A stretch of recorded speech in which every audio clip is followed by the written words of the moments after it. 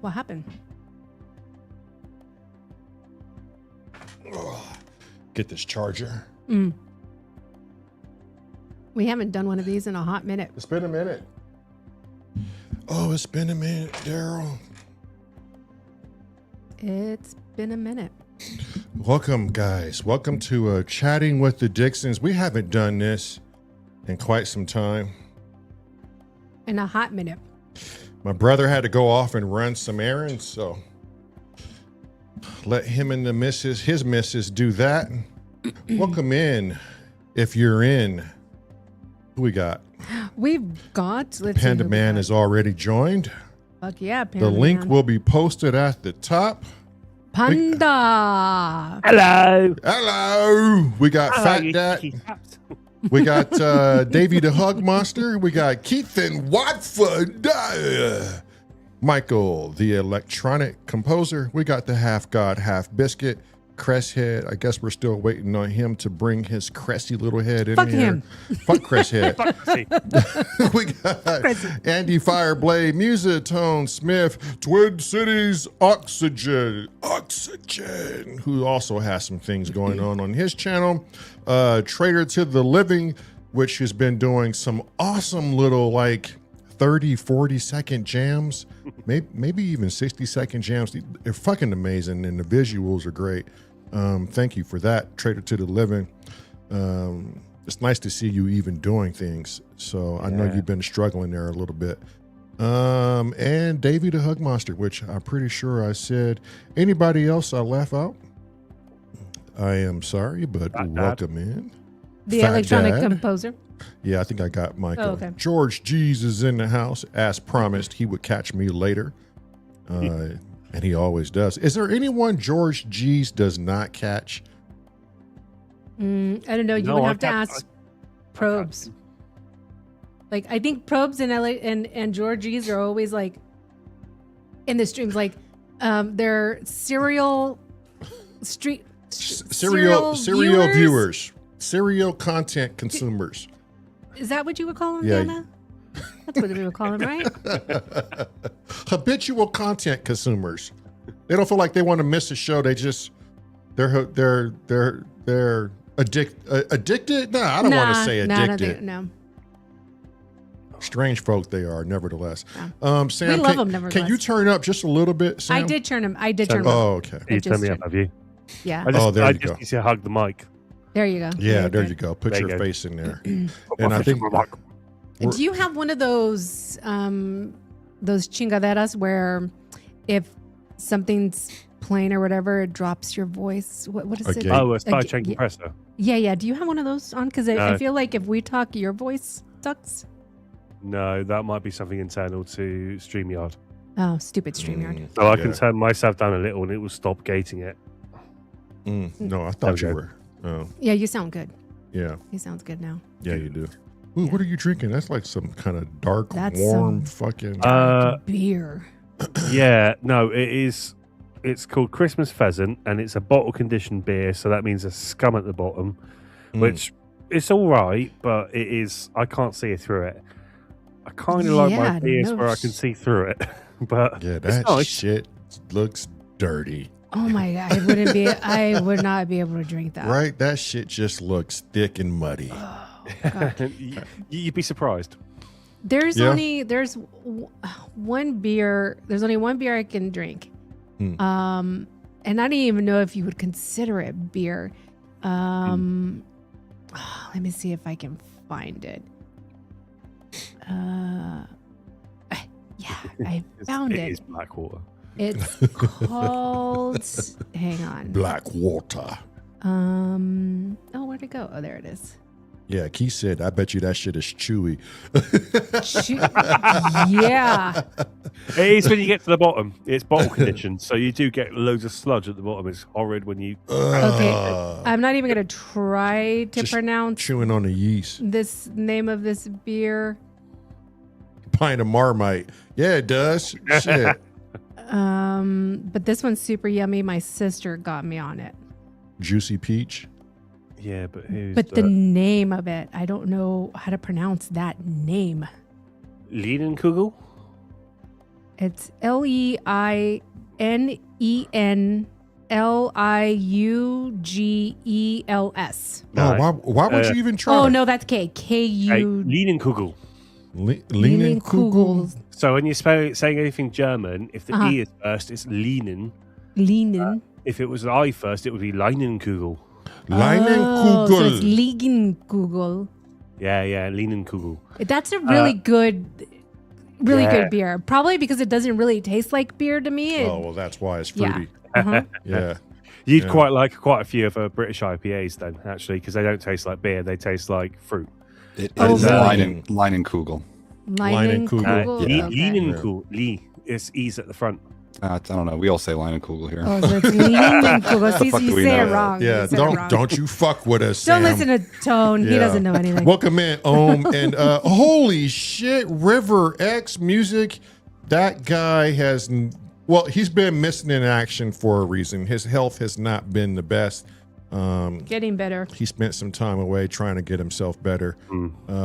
Welcome back to Monkey Island, River X. Man, God, we have missed you. River. Yeah. We've missed you. Haven't seen you in quite some time. Has been a minute. It's been a minute, but Been I too hope long. you're feeling better and you're on the mend. I know you're fighting. Man, I'm some glad things. you brought this in. Yeah, Yeah. yeah. I know you need some nourishment. I didn't realize I was that hungry. Yeah. I'm waiting for the twattiest man of all to get fuck in Cressy. here before I ask this question. Crest said, although we can probably coax him in, it's too cold in the house, so he's gone to bed. Oh, what He's a going to fucking bed. crybaby. Why He's would not he going to do be on that? camera. Just bring a mic to bed with you. Why would he do that? Yeah, because he's messy. Why? 'Cause he's Why messy. Cressy? All right, well, fuck it. The question would be without Cressy, He probably got his feelings hurt because you heard me say "fuck Cressy." right? Who wants to come in and take Cresshead's place? Is it you, Andy? Is it you, Biscuit? What about you, Simon? Who wants to come Simon. in? Biscuit, you had any burgers lately? Out by the beach somewhere where Yeah. there's seagulls A nice soft burger. with everything on it. What's up, Keith? You want to Tailor come in made and take one. Cressy's spot? Oh, that's loud, Tone. Is it? Sorry. Yes. Is it? It's not that bad. Yeah, I was. I'm just fiddling with it because it's in my hands. Tell you what, I might fire up the proton. Oh shit! A proton firer. Yeah. Just got to remember where I put the power cable. That's quieter. It's like, where's my power cable? Fat Dad said, "Give me 5 minutes. He'll hop in and take Twatty's place." Nice. That was a better option, Yeah. anyways. Yeah. You fucking it. Yeah, I am on yeah. one today. Yeah, I know, but Cressy, you, I mean, Cressy knows it. Cressy and Yeah. we just go back. they get along like peas and Yeah, carrots. we're they like do. we're like brother and sister, where he's like the way older brother. Yeah. And I'm like the way younger sister, and we're just like constantly fighting with each other. But at the end of the day, we actually really do love each other. But we'll peas and never carrots. admit it to each other. Like peas and carrots, more like Yeah. peas and shit. Peas Yeah, and there you shit. go. There you go. It just goes great together. What's up? Upright double bass. This world needs a hero. Just hopped in. Becky, as we've proven before, you don't need a webcam.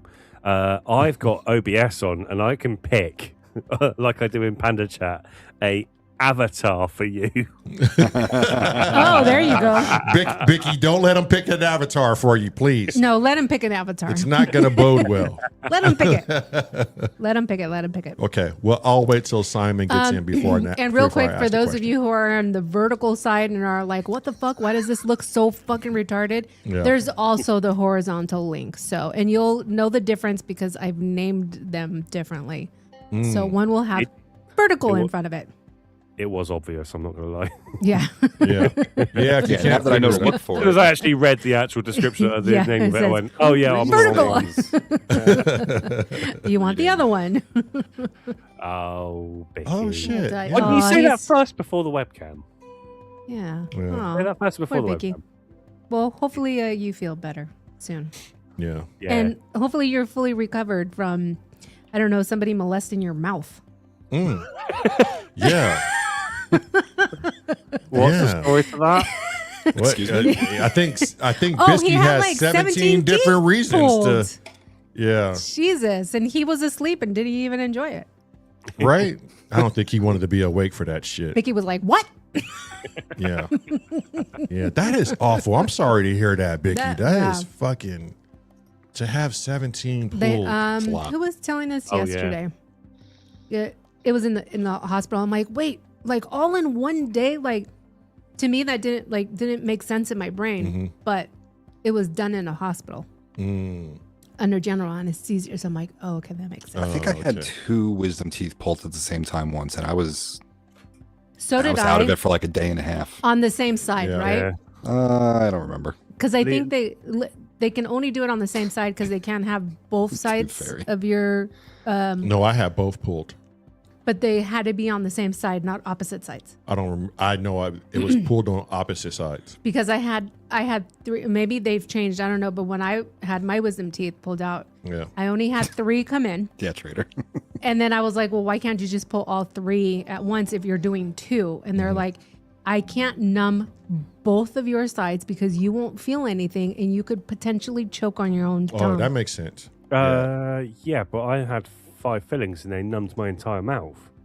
Probably a different level but of numbing. yeah, that one's not as intense as pulling your wisdom teeth. Also, who knows what they do over there with you guys? Leah's got a. They do 17 in one shot, so Apparently. Yeah.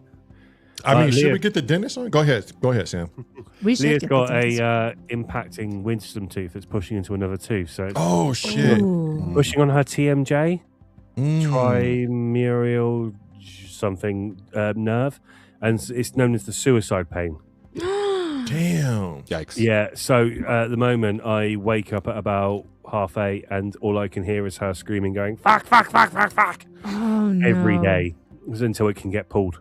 Is she, It's not the actual wisdom tooth that's broken; it's the one that's pushing into the other one that's. is she getting that thanks. fixed soon? Hopefully, yeah. Jesus. I hate being woken up to screams. Damn. Yeah. Oh, You're not shit. kidding. Well, I hope they jump on that real quick. Is that something Yeah. that could be an emergency? Don't talk to British about dentistry. It's all fucked. Oh fuck! Yeah, Damn. we Yeah. know that. Yeah. Oh, I Hi, know. Simon. What's up, Simon! Simon? Yay! Yay! He's in. It's Fat Dad with Right. PH. It's Fat Simon, bitch. Did I even Dad. say that right? Fat Simon, bitch. I left out a bunch Great of words. bitch, you great Yeah. Oh, I bitch. left. I'm doing the debt twat then, am I? You got to take over Cressy's spot, so that means you get shit on, Simon. Yeah. What's new, man? You bastard! Now I've got, There now we I've got go. you on. Now I've got you on the fucking chat. Thank you so much for my fucking secret jam. I cannot replicate it if Yeah. I fucking tried. It was so Yeah. good. See, that's the one jam I haven't heard too. Is Simon's? It's the Can you pull that up? Yeah, Simon, you have it on your channel, yeah? Yeah. Okay. Oh, I've got the whole list of everyone's jams, but yeah, okay. Oh, do you? want to post it in the post private it. chat. Post it, Sam. Yeah, we'll do. That was the most fun I've ever had doing a hardware jam, I've got to say. That was the most what? That was the most fun I've had doing a hardware Oh, jam. nice. Oh, I bet. Shit. Rip the piss out of him on this something wrong. So I did. You bastard. It wasn't ripping the piss out to me, though. It was like, oh, these are the lovely things I like. Smiley faces, pandas, big beat. Yay! Yay! Who wouldn't be happy? Right. Yeah. Is there do we have a moderator on the vertical side? I think I'm somebody in there sending people. Okay. Is it getting raunchy on the vertical side, Tone? Just so I don't know. Okay. I can see both you- chats here in StreamYard. Okay, yeah. Yeah, I just so don't want it's it to good. be raunchy on that. And then on that I can vert. see who's in the vertical because in the StreamYard chat, it Mm-hmm. gives me a little cell phone emoji next to their name. Okay, Let me sweet. make sure I'm not in live chat. StreamYard. Why So, couldn't like- you have YouTube? It's like one of Right. the fucking strange things. Oh yeah. Whatever. we're in the fucking in between. Yeah. So George G's right now is in the vertical. I thought there was somebody else that was in the vertical. Give the guy a rest. He's driving and listening to 4 other Yeah. streams at the same Yeah. time. I know. Fucking George. Which is he got- should On be his on way the to buy vertical. 7 It's easier. synthesizers. The electronic composer is in the vertical Uh-huh. stream. What's up, Roy Droid? That's all I see for right now. Fuck vertical chat. Okay, let me. Fuck vertical chat. That's hilarious. Okay, share. And share.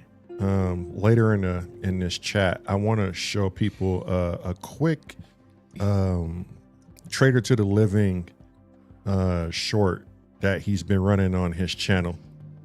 It's fucking good. Fuck Trader to the Living. Fuck him too. Fuck everybody. Fuck everybody. Apparently, she's I'm not just having in a it. mood. She ain't having it today. Yeah, no, you seem to be going to a more Lamont way of things. Yeah. And I'm starting to not take that role anymore. What's up, Viral Beats? Leroy! Lamar's in. I'm just tired and my knee is achy. I did the bike today. Yeah, you really worked that fucking thing. Oof. It's very, Yeah. very The rehab ouchy. rehab has been killer. Yeah. Everybody. Rehab has been. Fuck everybody. Everybody, fuck. Who'd you say was in Lamar? Fuck Lamar. Fuck RDV. Yeah, fuck Biscuit. Go fuck a moon or something. No, poor No. Bicky. He's Yeah. probably the only one. Don't get a heart now. You were doing great. Fuck Bicky. Okay, you want to play this Yeah, let's play it. Secret Santa? Okay, here we go. Oh, let's lower you. Okay.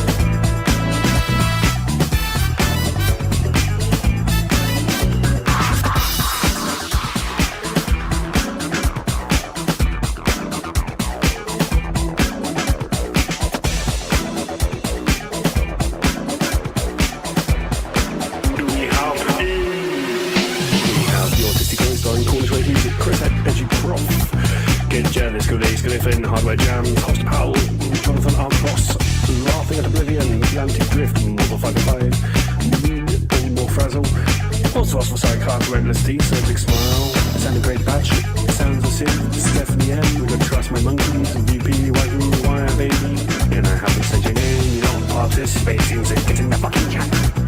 So get in the fucking chat. So get in the fucking chat.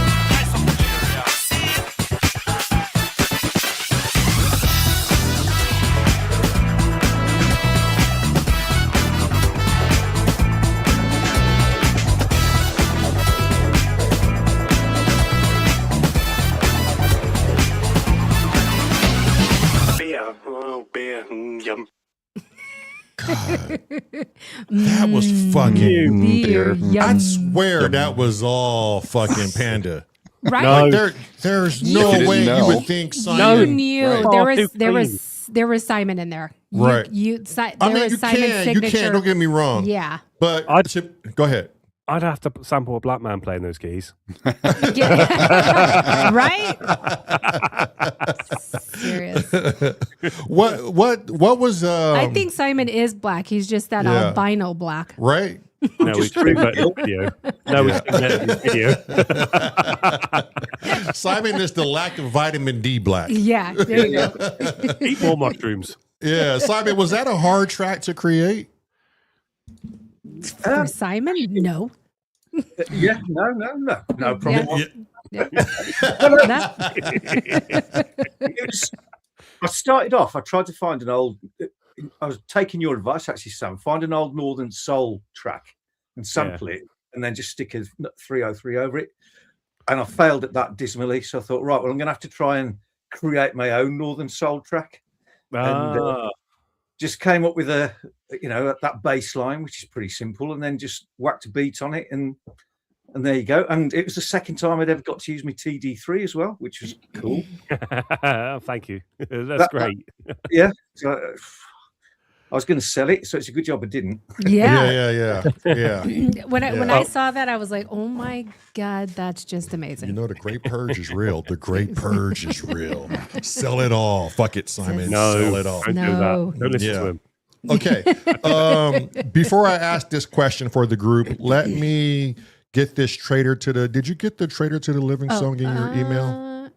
Oh, you sent me something? I sent it in your email. You should have gotten this. Let me check. And he has for those of you who don't know, if you I go did to the not. Traitor to the Living channel, let me see if I can resend this. He's been doing a bunch of short things and just send it in the text and I can pull it up. Okay, Is it YouTube? yes. Yeah, just send it in the text. Okay, for those of us who have ADHD, I think it's genius, and it's something I probably want to do in the future, just to let people know, hey, look, I'm alive, I'm still doing music, and here's some quick samples. And the way he's doing it is just, to me, it's just mesmerizing, because I love Traitor to the Living style. It has almost like a chrome A-Civ stripe type vibe to it, and it just brings some nostalgia back into the world of music. And the way he plays his synthesizers is kind of unorthodox. So shout out to Traitor to the Living for that. And he actually used a hologram microcosm on it. I just sold my microcosm because everybody knows I'm trying to get the PB12. You're not having seller's remorse, are you? Yeah. No, not with the microcosm. That's what you're going to say. Oh, fuck no. No, And, there's Rapture's only just bought a microcosm. yeah, there's nothing I would I was happy to get rid of that. Actually, now that I have the Chase Bliss habit, it fucking it blows away anything with granular, or if you just want to have pure chaos, Chase Bliss habit just fucking covers that entire field. There's lots of ways to do that microcosm thing if you know how to get to that microcosm thing. Mm-hmm. I had a good play with Chase Bliss's stuff at Bristronica. Oh my God, just like literally just feeding back into itself was awesome. Mm-hmm. Honestly, just like literally just a feedback loop on a mixer. And he was doing mental shit with just like tones that was generated through mixer feedback. Yeah. So that's a good play to do. I don't just would be wary of the digital side of your Model 12 if you're going to do it. But yeah. Yeah. Well, it's great with the Lyra 8. Good shout. And the microcosm just wasn't loud enough, and it just didn't do exactly what I wanted. I'm not saying it's a bad pedal, but I mean the pedal is great. It wasn't for me, and I just had to admit that. So if you got that Traitor to the Living pulled up, Yep. I do. all right. And I think he has like maybe 6 of these little quick snippets, but this was fucking great. It's one of my favorite ones. Sound is so cool. I'm excited to listen to this again. Okay.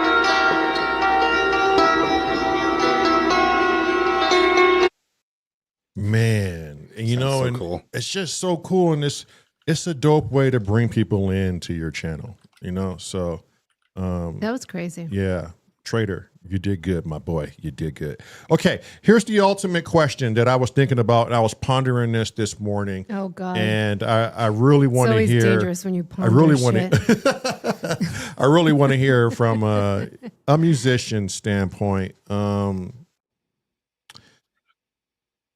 When listening to an original cut, and it's a favorite of yours, whether you're in the genre of disco, blues, hard rock, whatever it may be.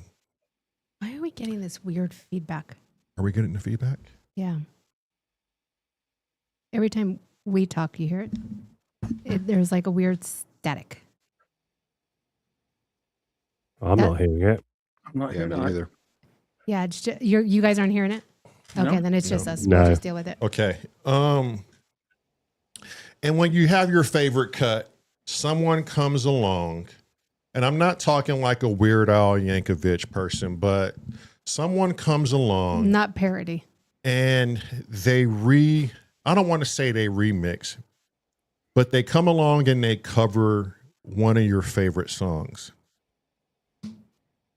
In your mind, is it a must that the cover is better than the original?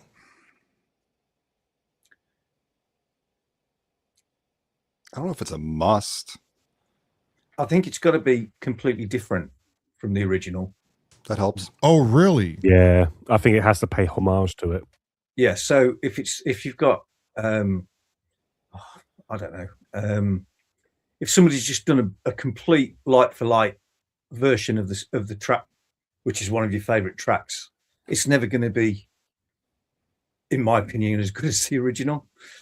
But if they do something, you know, if they tweak the arrangement or they do something different with it, then cool. A good song's a good song. But if there's, okay, so are you saying there's no signature to the song that it's paying homage to? Because it's hard to go from explain different. Is there going to still be some recognizable things about it in your mind, or is it just completely a walk away? It's like when Sinead O'Connor did Nothing Compares. Yeah. That's a good so track. Prince's original, obviously, fantastic tune. And then she did that, possibly her biggest track that she'd ever done, but it was a great version.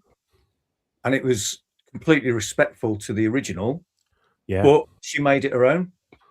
I would say it's Prince's weaker tracks, not the weakest, but definitely one of Prince's weaker tracks.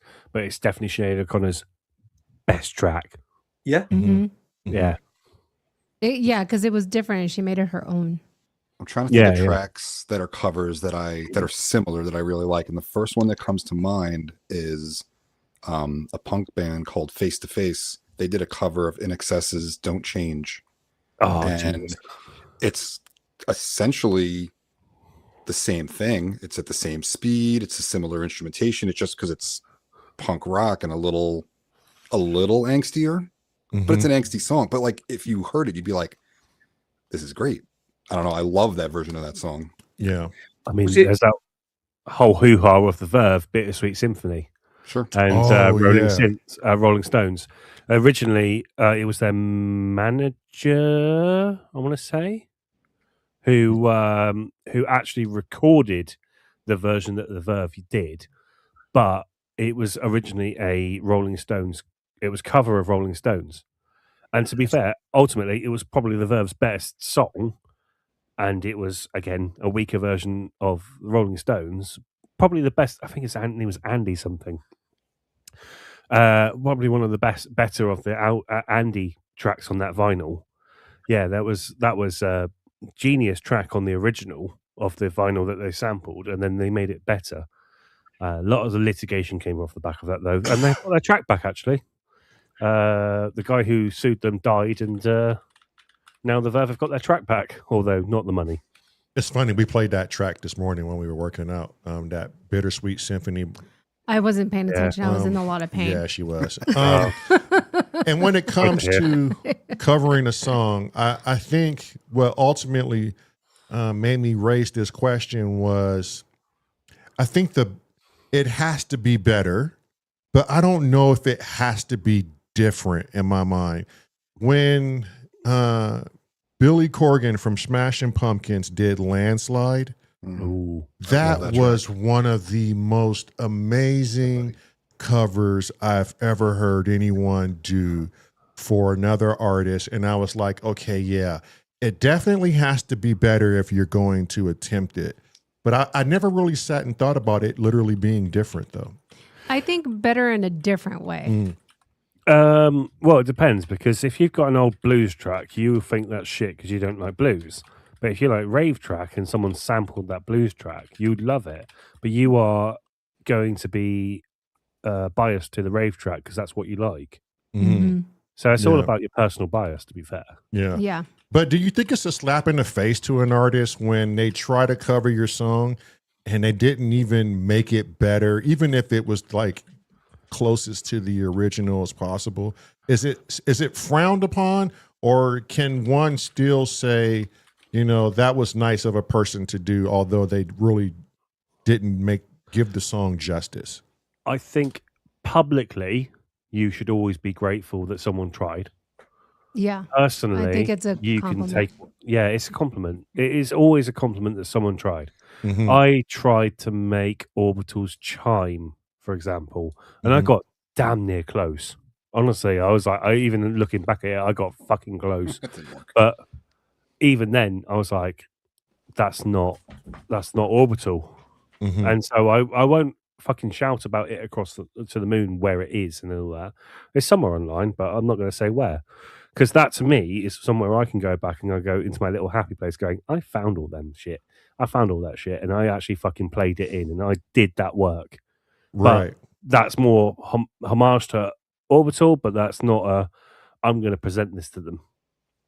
Because that just makes me feel happy, but no one else has to feel happy about it. Yeah. Cressy says Depeche Mode covering Love Will Tear Us Apart was meh. Yeah. I mean, that's the thing, though. If you hear something that you really love and then you hear an artist publicly do it and it just didn't vibe well, No. I get, Sam, that, you know, hey, it's still an honor that these people love you so much. They try to replicate what you did, but fuck, if you don't think to yourself, you really could have worked on it and, you know, made it memorable. Another person that makes things memorable is when Glenn Hansard did a cover of Drive All Night Again with Pearl Jam, Eddie Vedder. And I think the original singer to that is Neil Diamond or Neil Young, one of them. I don't know that song. And one of the Neils. One of the Neils. And they I went back to listen to the original and it absolutely blew it out of the fucking water. It was like the person who created the song should like literally be like, oh my God, maybe I should have spent more time creating this song if I'd known it can be that big. I wonder what happens to an artist's mind when someone covers your song and it actually makes your song go viral to the point where people have to go and look it up to see who originally wrote the damn song. You know, how often has that happened? I wish some fucker would do that to one of my songs. Give me a minute, Simon. I'll remix it. I mean, can we think about, has that actually happened? Have you guys ever heard a track and you went, oh my God, this is amazing, and then later find out, fuck, this isn't even the original creator? Definitely. Oh, Valerie by Mark Ronson Amy Winehouse was from the Zootons. Yeah. Yep. That is everyone says that's the better version. I prefer the Zootons, to be fair, but yeah, no, everyone goes on about Amy Winehouse. Mm-hmm. I like that version. My wife covers that. Yeah, very good version, to be fair. I'm not going to lie. Mark Ronson is the king of funk next to Simon Greatbatch. But a lot more money than I have, though, mate, to be honest. He's got more money. That's all it is. Michael, the electronic composer, says Johnny Cash's version of 9 Inch Nails "Hurt." That's a good version of that song. That man. is a good version. Oh yes. There is a guy called. Oh God, he does such. He wears clown makeup. It's not the guy is in my mouth because that's the guy who runs another synth channel. But it's a sad clown, and he does a wonderful version of another pop punk song. It's all escaped me now. I'm going to go Google it whilst I dig myself into a hole. Now I want to know. Yeah. Was it Bush that did a cover of Toxic, Britney Spears? Who did it? Rush. Bush. Okay. Bush. Bush did a cover of Britney Spears. I'm not aware of that. That's awesome. I think it was Bush. It was like a sort of punky rock band, and they did it, and it was fucking brilliant because it's really Toxic. Actually, it's quite a good song, isn't it? Yeah, it is. Yeah. And but they did this like proper raw version of it, and it was brilliant, absolutely brilliant. Mm-hmm. But again, it's like taking an original and then making it your own. Mm-hmm. Yeah. I think I'm just trying to think of covers that I've heard, and I thought, why did you even bother? Yeah. It's like when a lot of people disagree with me. It's like when Bauhaus did a cover of Ziggy Stardust, and no, you can't do that. It's a sacrilege. But again, it's one of their biggest tunes. So yeah. I think that's how I'm finding a lot of artists I didn't know about is when people do covers, they sound so great, and they lead you down this rabbit hole of who really created the song, and you go and hear it, and you're going, oh, well, shit, I would just hate to do something like that, and then later down the line be like, fuck, I probably should have produced this track a little bit better. Sam found it. I have found it. Yes, I have. His name is Puddles Piddle Puddy's Piddle Party. Okay, I got to see who this person is. And I'm sticking it in the private chat. Okay. He does an amazing thing of All the Small Things by Blink-182. And I honestly, I sing this cover in the shower because that's the only place I know where the acoustics are good enough for me to fucking belt it out. Shower is always the place where everybody should sing. Yeah, everybody likes that reverb shower. I don't know if we could play it. You can play legally 8 seconds of it before it gets cut. Okay. So let's do this. Please ignore the barking dog. We did earlier, don't worry. Should I do it in the middle so we can hear him sing? Yes, he's got such a voice. There you go.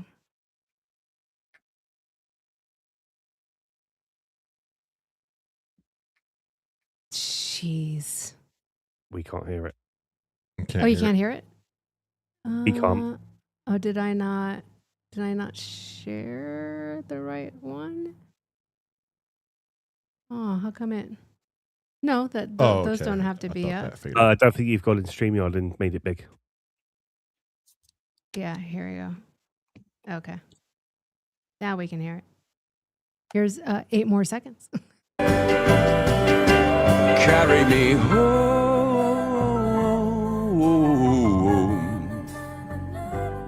Jeez, that dude's voice. I gotta go watch that. I met the bloke. He's lovely as well. Really? Yeah, he's awesome. I met him in Edinburgh Fringe in 2016, something like that. He looks abnormally tall. Oh yeah, he's about as tall as me. He is as tall as me. I think he had lifts in his shoes to get him as tall as me, but that was about it. So he's only about an inch shorter. Yeah. I like when people. There was an artist who covered a Leonard Cohen song that led me to Leonard Cohen, and when I heard Leonard Cohen, I was like, "You fucked his song up. Like it was literally better than your cover." But thank you for leading me to this new artist. Look at how tall this dude That dude, looks. I've seen this guy before. He's awesome. He's so tall. Oh man.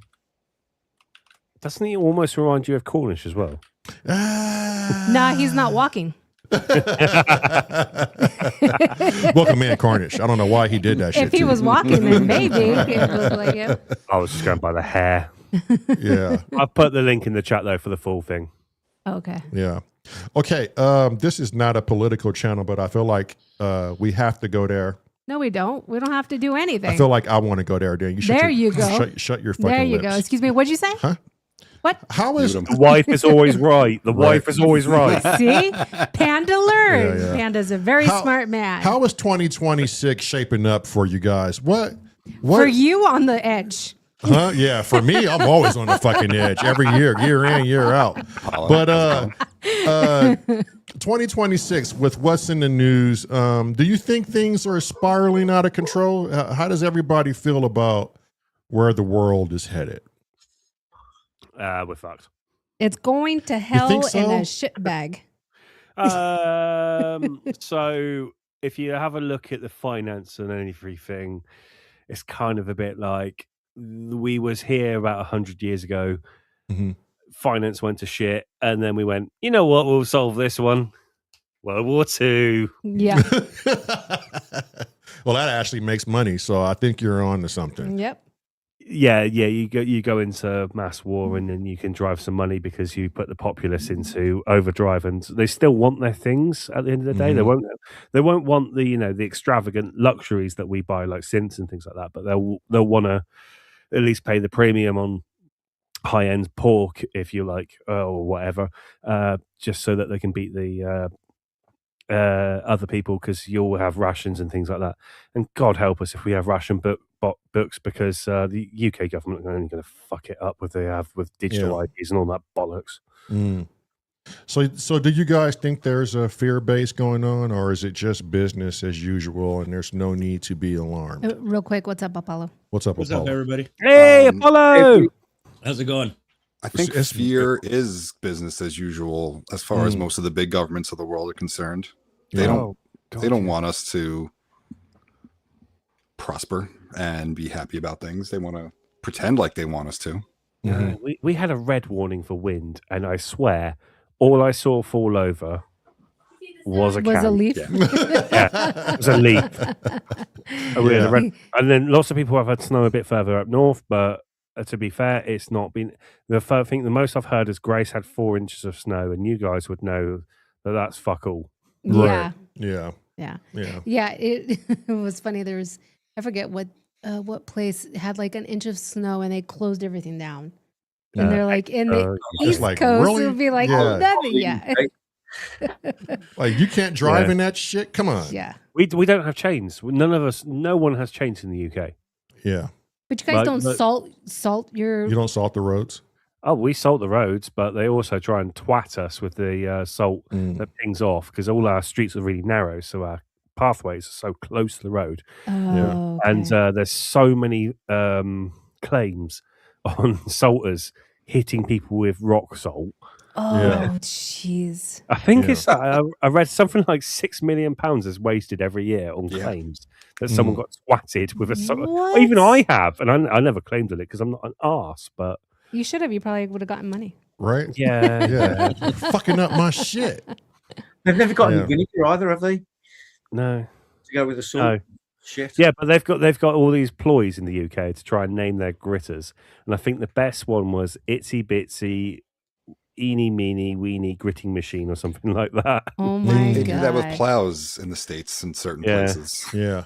Name them in like Gritsy So weird. McGritface is the usual one. Yeah.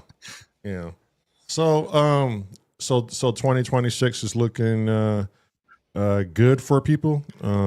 Anybody got anything interesting coming up Any this New year? Year's resolutions? Are you trying? Is I'm anyone curious. trying to do something different? I want to hear the New Year's resolutions Right. if anybody has any. typically I'm make shit at any. them. I'm No? shit at. No, I try and typically keep to the same one if I can't think of anything, which Yeah. is think of a better New Year's resolution for next year. Yeah. And let me guess, you haven't thought of one. No. I'm trying to do the Be More Inky thing again this year. So last year I went, I'm going to be more inky. So especially on TikTok, YouTube stories, or whatever they call it, and Facebook stories, if I see synth content, I will share it. I don't care what if I like it or not. I will share it. I will like it. I'll comment it. I will make sure I subscribe to the Jammer, and I will repost it. Support the community. I really want to get out and Nice. gig this year. That's the main thing I'm trying to manifest. Gotta is- get that BB12. Yeah. I don't. I'm not going to let that hold me up. But if we don't have anything tangible to hand out for a gig, then I don't want a gig. Yeah. Well, yeah. you know. And plus, you guys have to rehearse more. And That, but I mean, right now we have 3 solid tracks for the album that we really love, and that's it. You know, so we still have a long way to go. I really want the PB12 a part of the new album, but Cressy is very fuck Cressy. demanding that I wait for Nam. At this point, you're going to because we don't have the funds yet for Right. it. I Well- mean, he's right. To be fair, there is definitely we've had such a quiet autumn and winter so far with synth news. I think Yeah. everyone's ready for Nam. And they last year, I felt like everything got leaked in December before NAMM anyway. Like everyone knew what was going to be at NAMM before it happened. I felt like, I think I've only seen And one who leak. wasn't going to be, yeah, Say that again, Apollo. and who wasn't going to be. Oh, yeah. Yeah. Yep. Yeah. I don't know if Arturia is going to come out with a 16 voice flagship. It just seems highly unlikely. I think the I think it's PB too soon. I think the PB12, no matter what, is going to be a timeless machine. It's going to be something. If you purchase that, it's not something you're going to want to sell in the future. I kind of feel like the PB12 is going to be its thing. Yeah. And as the years progress, it's going to be a machine people want to have if you're into the Arturia sound. It's the reason why they price it the way that they price it. And it's the reason why Yeah. they price it. You know, it's priced accordingly. they threw a lot at it, Yeah. and the Hydra synth has everything the PB12 doesn't. 100%. You know, I just love saying and that. I just don't see. I think what Arturia will do that will make sense to me is drop a bunch of VSTs. They might even drop the PB12 as a VST, right? Like that's something they can do as far as surprising people. I don't know if they're going to be able to capture the magic of the PB12. yeah, it's a lot. That's the thing. VST. If your flagship will never become a VST until it's vintage. If you forget what I mean, because the Juno and Jupiter was flagship for a little while, and that's become a VST. They're also not going to VST their own synthesizer because they got to sell their own synthesizer. Wait until it goes out of market. They have multi-sampled that bastard to within an inch of its life already. Can you Google to see how well the PB12 is selling? Because I saw rumors on Reddit that is not moving well at all. You won't see that outside of a leak of a story, and then you can't trust it. Yeah, and I know you can't trust Reddit, but maybe there's somebody in Reddit leaking, but they said they're not moving that, and I think it's strictly because of the price. I mean, if you go to any synth shop in the UK specifically, bar the Roland one, obviously, I have seen a PB12 sat there, and people play on it, and they look at it, and they go, "Wow!" But I've also seen them walk over to the Volkers and the Rolkers and all that, and they're the ones that people are buying. There's always going to be a niche for the more expensive, as it were. Yeah. I mean, $3,000 is it about for a PB12? Yeah, right now they have me locked in. Well, right now Sweetwater has me locked in for 3,600. Telling people that they're going to up that price. Yeah, they're not going to up the price. No, I'm kidding. God damn, don't scare me, Tony, you motherfucker. I don't know why you do that to me. That sale ends next week. I mean, like, thank God this isn't a dying trade, because the other trade that I play with, model trains, the biggest seller in the UK, Hornby, is £11 million in debt. So in this time next year, with Hornby, as Simon would know, that's what he played with as a kid. That's going to be a thing next year. So thank God that his music is still relevant in these days. Yeah, we don't have that problem with Lionel here in the States. Yeah, no, but that's Bachman and Lionel, technically. Don't let me get into trains. Don't let me get into trains. They still making $5,000 engines. Yeah, they fucking do, don't they? Cressy says Thoman has a listing for how synths are selling. The polybrute though is not publicly disclosed. No. No. So those Reddit forums have just been speculation. And that's Yeah. also probably just Toman's numbers. Yeah. Yeah. So, to be fair, you'll always know which synths are selling the least because there's always a deal for them. Mm. So the Protons just had a deal. No one's fucking got one, and I can tell you why. Because Hardware Jams has not featured a Proton yet. The polybrute right now on Sweetwater is 4,499. That's Right. a lot of money. That's a lot of money. And people don't have a lot of money right now. Yeah. And the only reason why they dropped that for me is because I found in the UK, I found a PB12 on sale, brand new, for 3,500. So, or 36, I'm sorry. 36, and yeah. they price matched it. But that's 3,600 in UK, so that's 80 Yeah. cents. So what's No, that? I thought it was It- 36 no, but so US here's they the had it thing. on Here's there. the thing. Nick did say, okay, with the tariffs and delivery to your house, the price will most likely be this, but I will still honor that website, price, yeah. and then your after taxes costs Yeah. would be $3,786.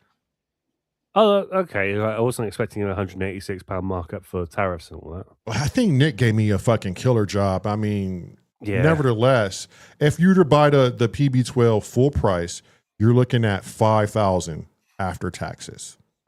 Period. Shit. So much money. It's so much money, and I think that's why that thing is stunted and stalled. Because, I mean, who has that money to spend on one flagship where you have Behringer, who's going to bring out the BX1? You could probably buy two BX1s. The people who are selling things Right. to sell guarantee here April, May. A bunch of people are going to buy it. They're going to have an uptick of sales because you have tax returns. George brings up a good point. Oh, yeah. Let someone else pay the tariffs and taxes and buy it used. That's the thing. I don't think I'll ever buy a synthesizer used. I'll never do it. I probably won't either, man. Yeah. I do all the time, but that's a UK thrifter sort of thing. I We- also We I go bought to things like, Yeah. car boot sales where they literally open the car I boot. would and definitely buy a used guitar, though. Yeah, I would used buy things a and used try guitar. them. Yeah. I think it's a bit more physical though, isn't it? Yeah. Okay, but look, I've been to Sweetwater and I've seen floor models get absolutely wrecked. Yes. And by kids. They just Firsthand, we've they seen just it. go in Yeah. there and they beat on them and they do weird, you never know what someone does to their products and then they put them on the market. So I'm just fortunate enough to have people who don't think like me because they've been buying all my gear off Sweetwater, and I've been very fortunate. I'm almost to $3,000. The purge is real. Like, people are actually buying used gear, and whatever I post up, they buy it. So I can't complain. I'm almost there. The only thing now I'm worried about is I was watching the Synth Samurai show, and they were showing the BX1, and my fucking God, that thing is beautiful. I just don't know what it does completely because I'm not the professional when it comes to any Behringer product. So No. I'm going to be reserved on it. So the BX1, the DX1 originally is, you've got Victor Ponk said it right. If those who are drooling over the BX1 have never programmed the DX7. Oh, Yeah, I tried. No thanks. I've just commented, or a TX81Z, which is 2 less operators, which is fucking more of a nightmare because you're trying to get that tone, and you kind of go to the fifth operator and go, I don't have that, fucker. Right. But yeah, so the BX1 will be amazing, and the reason why it'll be amazing because the presets will be amazing. Oh yeah.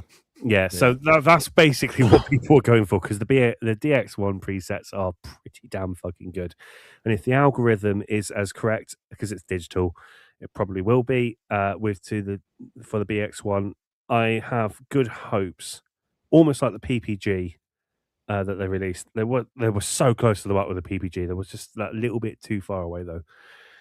That the BX1 will be a good seller for the price as well. To be fair, you're going to be close enough. But I just don't get it myself. At the end of the day, when the DX1 came out, it was incredible. You know, it was absolutely matchless. But it's just ultimately it's just two DX7s stuck together. Yeah, it's still just Yeah. And if you play a DX7 sound without any treatment or anything, or even two DX7s without any effects, 90% of the sounds are pretty awful. Let me just do you one better there, Simon. 2 Volker FM2s. Oh, there you go. Yeah. But having said that, I don't know how much the BX1's going to be, but if you really, really like the FM synthesis, then for 1,100 quid, you can get a Mod XM, which is basically 16 DX7s, if you want, in one box, with actually better than DX7s, plus effects on every single channel, plus sampling, plus a built-in analog modeler. And I've just got one, and it's fucking brilliant. Honestly, it's just value for money wise. Yeah, it's just off the scale. It's basically a montage. I mean, I was only speculating it was 700 quid. I don't actually know what the BX1 will retail at, but looking at the Poly D, which came out at 400, and then the PPG came out about 500 ish. It's like it's they're going to flagship it, and it's going to be like 600-700 easy. You're right. For an extra 400, get yourself a Mod X. Seriously, for the extra money, get one of those because it's literally infinitely better. Keith and Wofford said, I trust the BX1 will come with editor software. Yeah, don't fucking trust it though. As I did. Yeah, I don't trust that either. I tried to update my Edge today, and I'm now in a fucking updater loop where it won't come out of the updater. Oh no! So I've emailed Behringer to say, can you send me the previous version of this fucking updater so that you can fucking use it? Damn, with my Model D. You're using the Behringer app to update it, and it just went into an endless loop. I couldn't get it. DFA does fuck all mode. That's the one. Yeah, that's the one. So what the sense is that Behringer doesn't do great editor software? No, it's their infrastructure on the digital side when it comes to updating. So their backend, their backend is terrible. Because I've seen, whilst Googling earlier on today before we did that thing, I was Googling on my Edge, and it's not just this, it's all their modular stuff, it's all their semi-modular and their full-size kit as well. It is subpar on that one, let's say. Well, that's not good. Yeah, people in the chat are agreeing. Yeah. That's crazy. I appreciate what they're trying to do with their pricing and like getting all this stuff out to people at these great prices. But when it comes down to it, when you're making a product that complicated at that price, there are corners you're cutting. And it's not always just, these potentiometers aren't as good as the other ones on the market. These oscillators aren't as good as others on the market. Some of it is how you update your units, how you run your software, how good your website is, how good your tech support is, all that it adds up. So yeah. R&D as well. The R&D that goes into it. How the fuck can they sell these synths for that price at that R&D level? I don't know. But there's so many. Sorry, Tom. I was going to say there's so many hours in like the 303, for example, for a monosynth. That's a monosynth. It's got one fucking note. It probably racked up into the thousands. So yeah. I've got the Pro 800, and I've got to say, if you've got a spare 230 quid floating around, that's worth every penny. It's an 8-note analog polysynth which responds to polyphonic aftertouch, and it gives you that profit sound for 230 quid. It's just insane. Is that a desktop? Is that what you're saying? Yeah. It's up there somewhere. On top of the desk. Yeah. I've never seen one. Oh, it's fantastic. The Behringer Pro 800. So it's like, it's not quite Profit 5 sounds, but very close. And it's got the is it the ZZ modification in it as well, so you get really punchy envelopes. But if you want an analog synth, super cheap, which is incredibly good value for money, go for that. Mixmaster says, not a lot of R&D when you're cloning. He's got a point. Yeah, you have a point, but it's they Still got to do it. Yeah, you got to sit there with all those bloody components sat there on a breadboard. Yeah, you still got to make. Can we go? Cressy got a point. Can we go full screen on Simon? I really want to see what this looks like. Oh yeah. Yeah. Shit, I'm The face he made. Move your big fucking head, Simon. Right, hang on. Let's move this down. HS5s.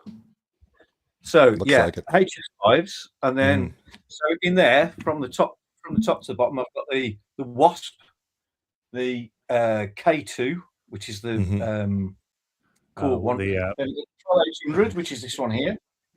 Then the Model D, so that's my little Behringer rack. Then I've got a Supernova, JV 1080, Nice. Love you. EX5R, and a Roland S760 sampler. Mm-hmm.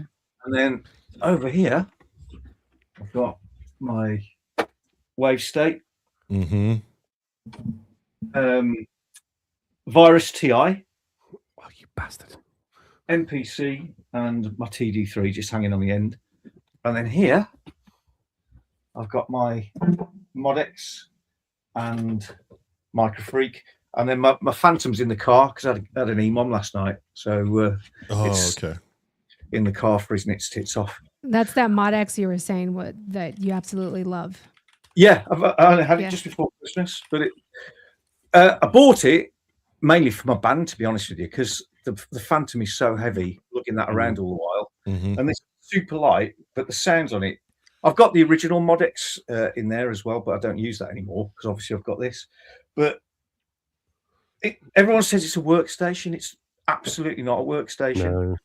It's a really deep, fantastic synth with FM sampling and now the analog modeling on it as well.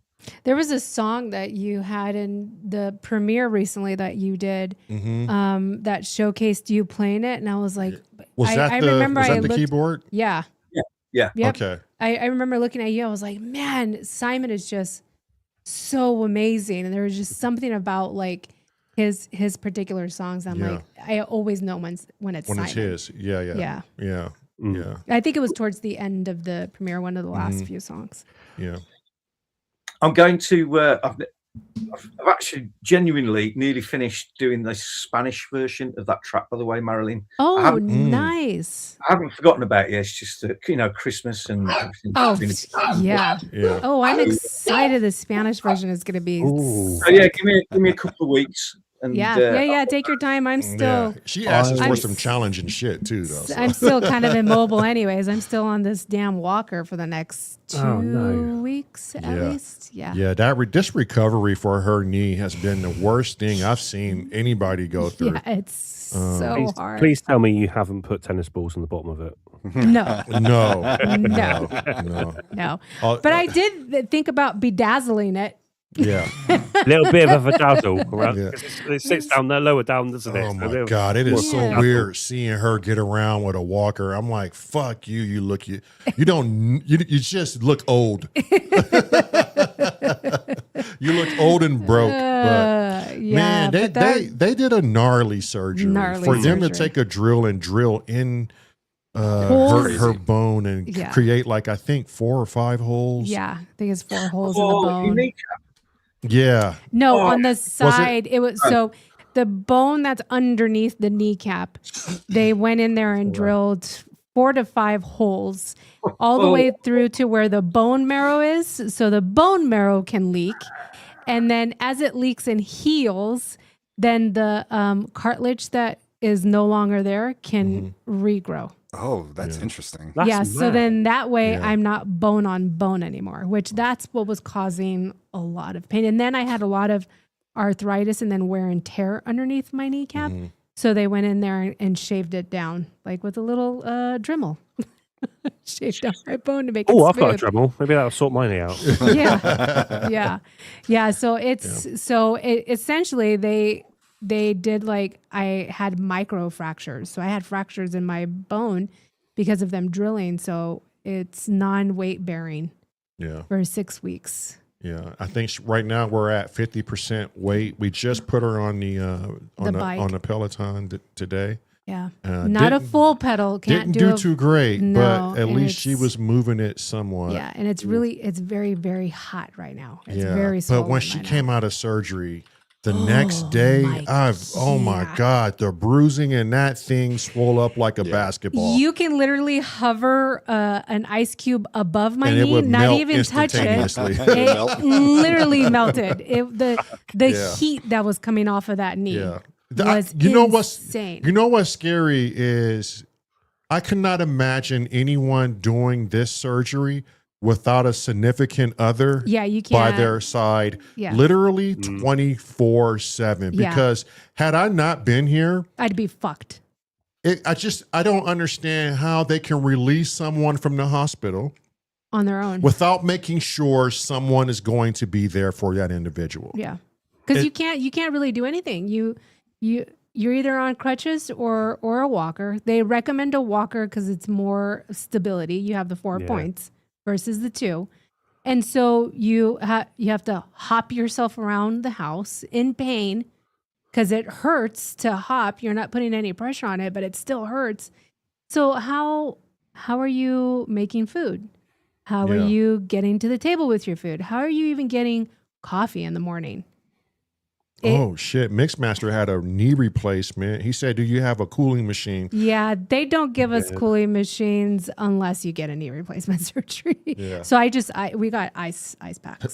Somebody said, "Bride of Frankenstein, electronic composer." You know what? I just felt so fucking bad for her. Like, Yeah, it's there was a couple of times where she was so frustrated. She just like, she came to a point of just wanting to fucking give up. Like, yeah. I was just like, like I'd much rather, I don't know, speaking for her, probably, I'd much rather live with the pain than having to go through that process. during the again. first 2 weeks, I was like, fuck, I should have just bitched and complained the rest of my life. But now that I've had it, and now that I'm You're much better off. more mobile, yeah, Yeah, and I don't have that constant 24-hour pain, I'm Yeah. like, yeah, I'm glad I did it. yeah. It's getting better. I was a little nervous because literally last week I was like, why is this not getting better? And when something doesn't, meet your expectation, the next logical thing you'll do is you'll go on fucking Google and then you'll go down this fucking The rabbit rabbit hole. hole. And then now they'll- you've got cancer. right? Right. And all of a sudden And those everything drill marks leads turn to- into cancer. Yeah, everything leads to cancer. Jesus. Yeah, so it was, and it was nice to find certain forms that go, hey, some people it just takes longer than others, and the recovery is horrible, but it's worth it if you're doing the right PT. Yeah, and which we have. PT has been on point. But what's crazy is you don't realize how much you miss bending your knee Right. until you can't. The moment you isolate something, Or you don't realize how much you miss straightening out your leg until you can't. Well, Or even sleeping like on my side. I couldn't sleep on my side. Wednesday I ended up in A&E. What's that? That's your EMT. Oh, why? Because I had a wooden board fall over off a wall. I thought it was secure. It was not. I walked away from it. It clocks me in the back of the head. oh shit. Oh, I no. Stacked it, and then they were like, I'm in an R-ing whether I had to go into a big A&E, big hospital to go get bloody CAT scans and all that. Did it knock you out? I don't remember. I'm not going to lie. Oh, so it fucked you up. It knocked you out. Yeah, it knocked you. Yeah, no. So it definitely knocked some sense into me. I haven't bought a third P6. Wait, you have two? Yes, two. Yes. Yeah, two for quite some time. I think he bought two I at the didn't same time. realize I Shit. bought one and then immediately bought another. Immediately, yeah. Because I remember when he said he bought the other, I was like, didn't you just buy that? Right. Yeah. He's like, yeah. Was the wooden board okay? Fuck you, bro. Yes, it was. Just say we can't help you, mate. You're too far gone. Oh, we need another board to knock them back into panda mode. Right? Yeah. Well, I mean, Christmas is over. Popcorn night Yeah. should be a thing now again. yeah, we want to keep popcorn night really consistent. You know, Yeah. I think more or less we look forward to it, especially Yeah. after a long week. Like it's one of our favorite times to come in the Well, studio. we couldn't come in. Mainly, I couldn't come into the Right. studio. Yeah. And you know, if you're married to your wife, if she can't do something, you can't do something. So don't Especially even ask. when she relies on you. Yeah. And you know what? I am so glad that that surgery landed in winter and Oh, yeah. everything is kind of slow Yeah. and I'd be fucked you'd if be it wasn't. fucked. Yeah. Yeah. Yeah. So did But that really screw your Christmas up then, guys? it No, did- I mean, no, because we don't do anything anyways for Okay, Christmas. So I have my own idea, Simon, but I guess no, it didn't. No, it didn't. It didn't. Yeah. Okay, go on. Huh? Let's hear what you No, have to I mean, say. it did. You know, it didn't. It didn't really. Exactly. I mean, I thought it was a fucking bummer, to be honest. The knee surgery. Yeah, but and you know, when she had it and Christmas and New Year's rolled around, for the first time in a long time, I really wanted to get out of the house and go do something. The one time. The one time, and I don't know if it's because of the surgery, but I think it was I because of the surgery. really wanted to get out and go do something and go to our favorite sushi restaurant and go pick up this expensive bottle of bourbon I bought that just sits there. And that didn't happen. And she didn't pick up on it because I sat there and I said, Marilyn, when's the last time we had a true holidays and just celebrated and you decorated the house and you brought in the tree that you love to do? And we haven't done that for at least 3 or 4 years now. So I don't know why in my mind I was like, I really wanted to be festive for her because it's not really my thing, but she fucking gets excited for the lights, the trees, and just to get festive, you know, and I really wanted to do it. And that fucking surgery just. But the funny thing is that Christmas 2024, I didn't have knee surgery. Christmas 2023, I didn't have knee surgery. Right. Christmas 2022, I didn't have knee surgery. And we wanted to do fuck all. Exactly my point. I Thank I guess you.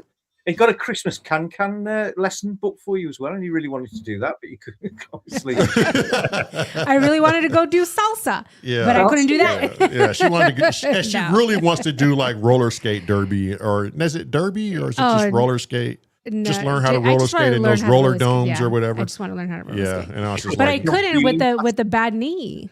Like I couldn't do that with having an achy knee. Now I can when I recover. yeah.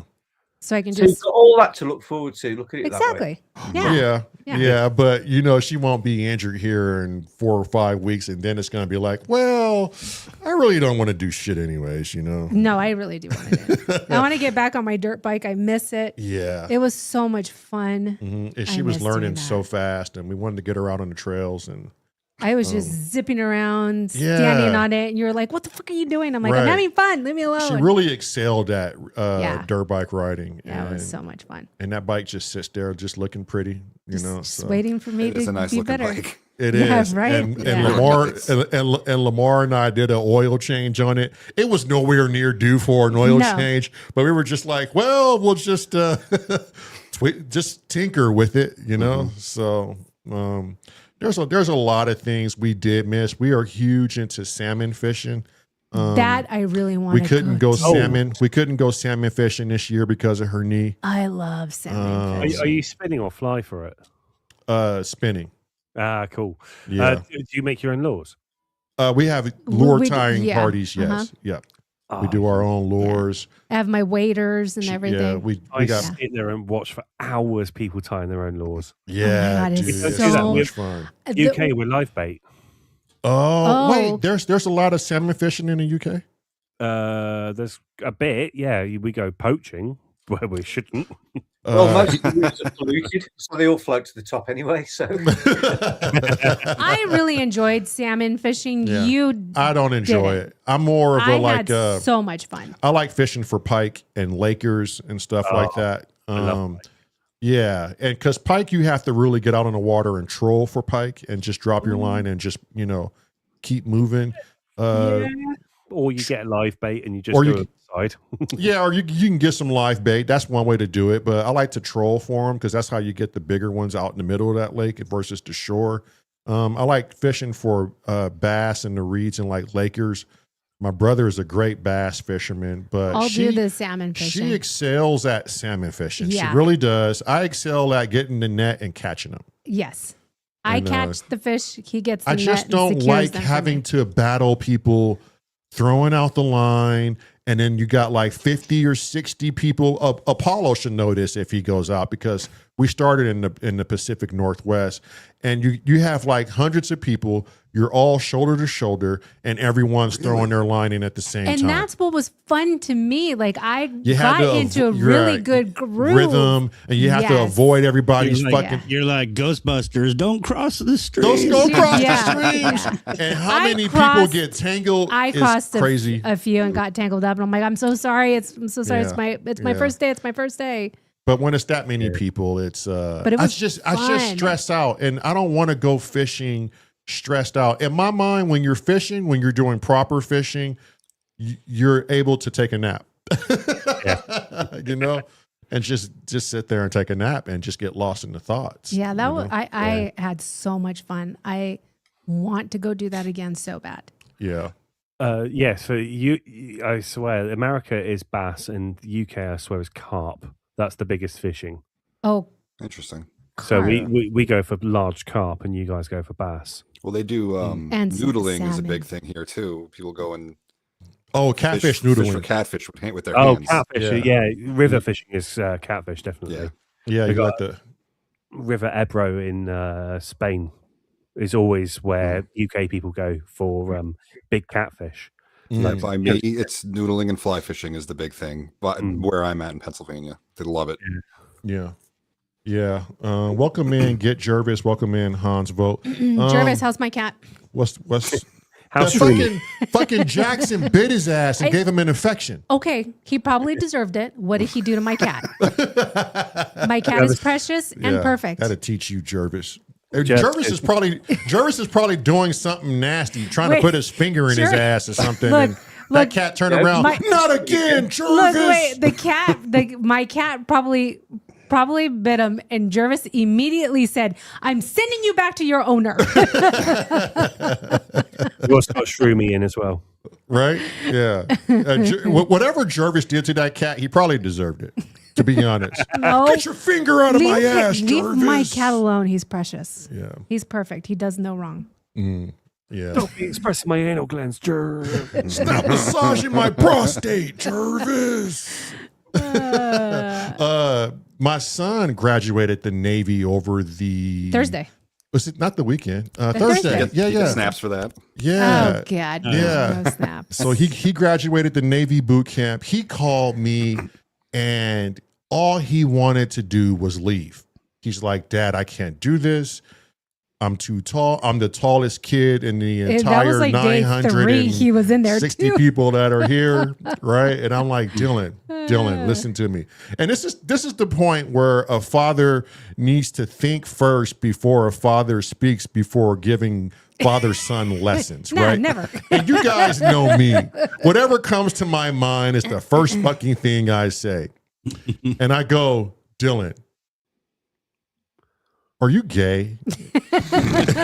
You really ask I don't know why I said Yes. that shit. Yes. It made no fucking sense. And he goes, huh?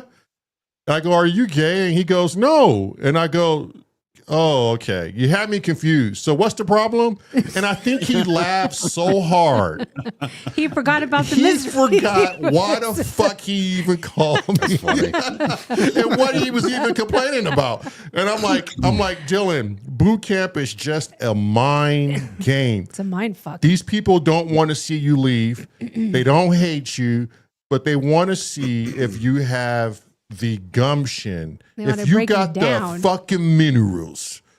In Just- the UK, it's the best of the best of the best. Right? Like, is it something you're gonna stick it out and do? And all they want to know is if this is gonna be for you. If not, they're gonna find out real quick. Get in there, stop complaining. There's nothing out here for you. all of the jobs are it's a struggle to find a job. You're in competition right now. If you don't have a niche or a tradesman job, it's going to be very hard for you to land something. Yeah, he's in the best position. You know, right you're now in out of a anybody. good position. I think you need to stop bitching, pull up your bridges, and fucking just do it. And don't regret it. You got a guaranteed paycheck. Right? You got free education. Mm-hmm. Does he have a job yet? Like a He's MOS going or whatever? into communications. He's going into communications, Oh, yeah, IT, you said that. top secret clearance. Yeah. And he's going to be. He's going to tell us about UFOs. He's going to be pretty solid. much. He's setting himself up for a very long career. He is. Good for him. And when I talked to him, he said he learned some things about himself, and he learned how he can push himself. And you know, he didn't think he was capable of doing some of the things. And, you know, he said, I spend a lot less time on the phone now. Like, you know, he's focused, and it seems like he has purpose. And I think that's ultimately what he went into the military for. He didn't know what to do. And The military gave him purpose. the How old military is he? gave him purpose. He's 18. 18. Cool. Yeah. And he'll be 19 this year in October. And I was just so proud of him. He's the second person in the family to go into the military. My older brother went into the Navy. And I was happy that he said, and I couldn't believe he said this shit. He said, now that I'm thinking about it, their boot camp was really not very impressive. They did a lot of hand holding, and I wasn't prepared for that. And I go, see, you made something that wasn't so difficult. That should teach you a life learning lesson that your mind will tell you any fucking thing, Mm-hmm. and the body will adherently listen to the mind. And you know that's two separate things now. The body will have its own program, and the mind's going to have its program to trick you every time.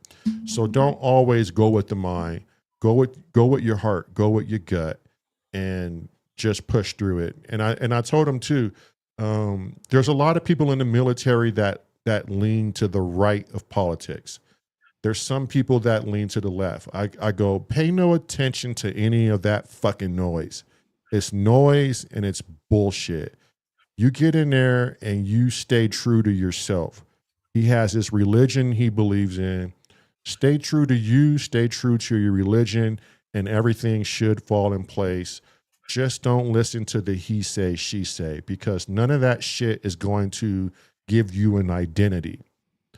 The left is full of shit, the right is full of shit, and all they do is fucking bicker. There's nothing there tangible for you to hold on to. Jervis said, good dad advice. I Right? was almost going to ask him if that was a typo, but it's not. It's definitely not. And he saw right through the. Yeah. Sorry, Go ahead, He Simon. goes through a massive and rapid transformation. So the next time you see him, Mhm. Oh, He'll yeah, be- completely different. you're Yeah. a good man. Do you know what I Mhm. mean? Every Yeah. time I know lots of kids that have gone into the military and they come back for their first leave, and they're literally unrecognizable, but for the better. Mhm. They're Yeah. like, the whole mental attitude is they've just grown up rapidly. I love off topic real quick, but I just have to say this. I love how the people on the other side of the pond say military. Military. I don't know why, but I love that military, word. yeah. Every time we hear it on the TV or something, what do I immediately Military. military? Yeah. Military. I say that. I don't know why, but I love how Yeah. that sounds. But I mean, but you're right, Simon. When my brother and I were 20 years old, when we went into emergency medicine, it I don't want to say forced us, but it showed us the true world. It showed us how you have to make responsible decisions. It showed you how to be a responsible human being, how you should want to treat people. And it just opened the door of ugly along with beauty, you know? And if you're young and you don't have a direction, much like we did, I think it's the best way to go. Even if you don't stick into it and go, you know, I'm going to be a lifelong military man. and you go out and you just want to do something else. I think it's a great structure for those who have no clue what they want to do. It is structure. It'll teach you a lot of things about yourself. It'll teach you a lot of things about things you will learn to do and be able to do afterwards. I didn't do it. I have friends that did. And I'm talking just before 9/11, friends that went to Iraq afterwards. And I mean, my one buddy, he swore by, he was, I would have never guessed, knowing him in high school, that he would have joined the military. And he went and he joined the army, and he spent a couple of years there, and he still swears by the fact that, like, if he hadn't done that, he would have done nothing ever with his life. Now he's married, he's got kids, he's got a job, he's happy.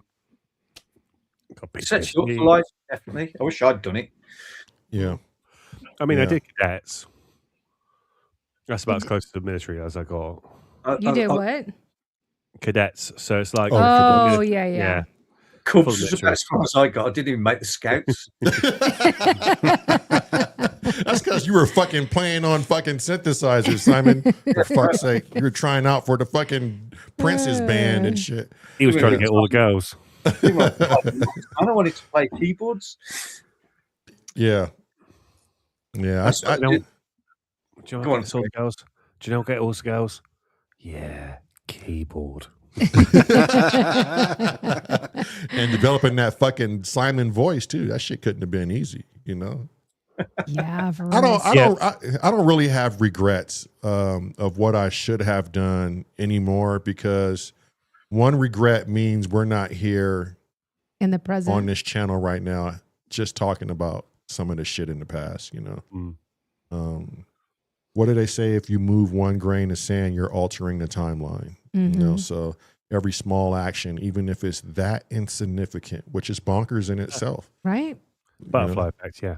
The butterfly effect. Yeah, it's insane. Yeah. It's insane to think about it. Right. Like, had I chose to go down that street instead of hopping on the freeway, or, you know, it could have changed. Who knows what it could have changed? Right. Who knows what I could have prevented from happening, you know, to me or to somebody else. Or maybe we don't even meet.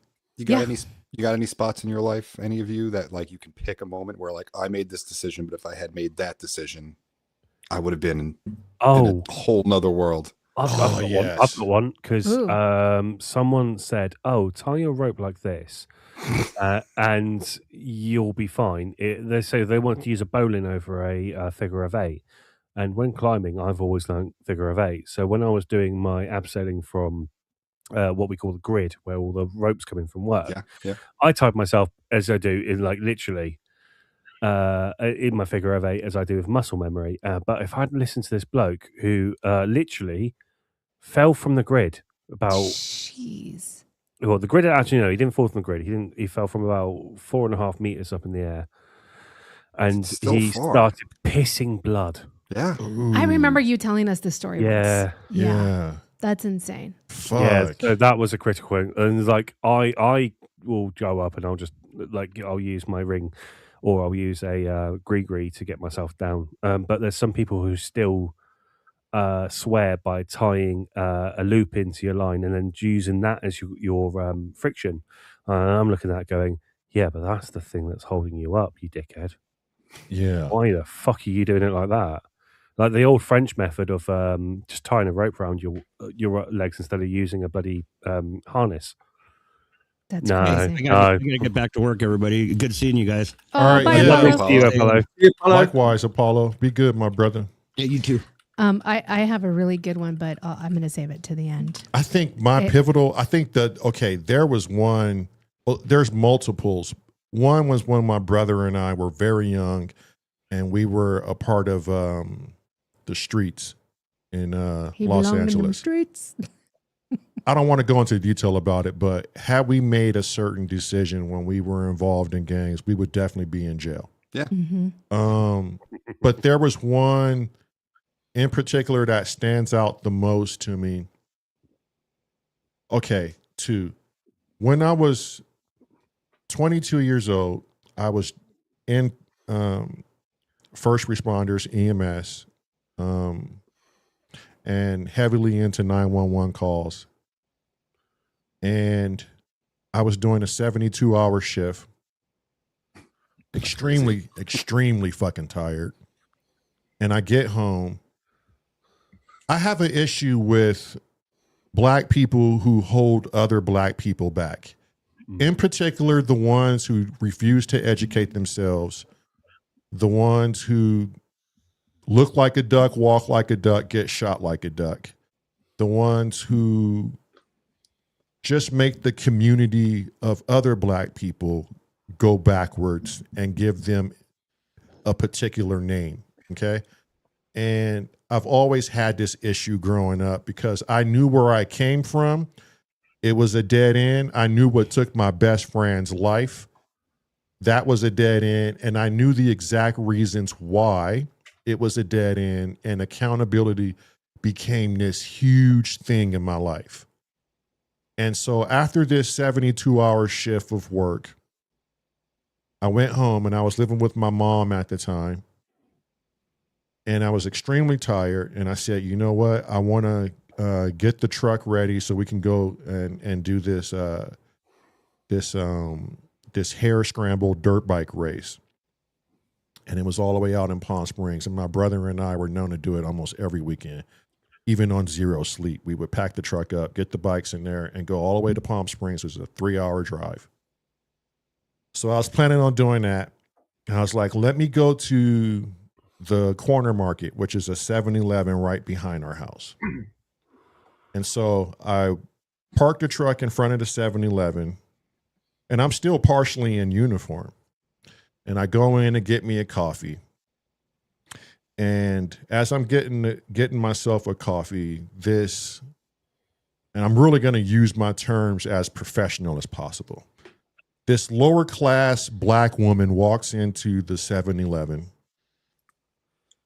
with her Ebonics and her lower class dialogue, let's just say. And she was following me around a bit as I'm collecting my items. And then she stops in front of me and she goes, excuse me, but you parked way too close to my vehicle and I can't get in my vehicle now. And I'm like, okay, I'm sorry. Let me buy this coffee and I'll move my truck immediately. Okay, this is exactly what I told her.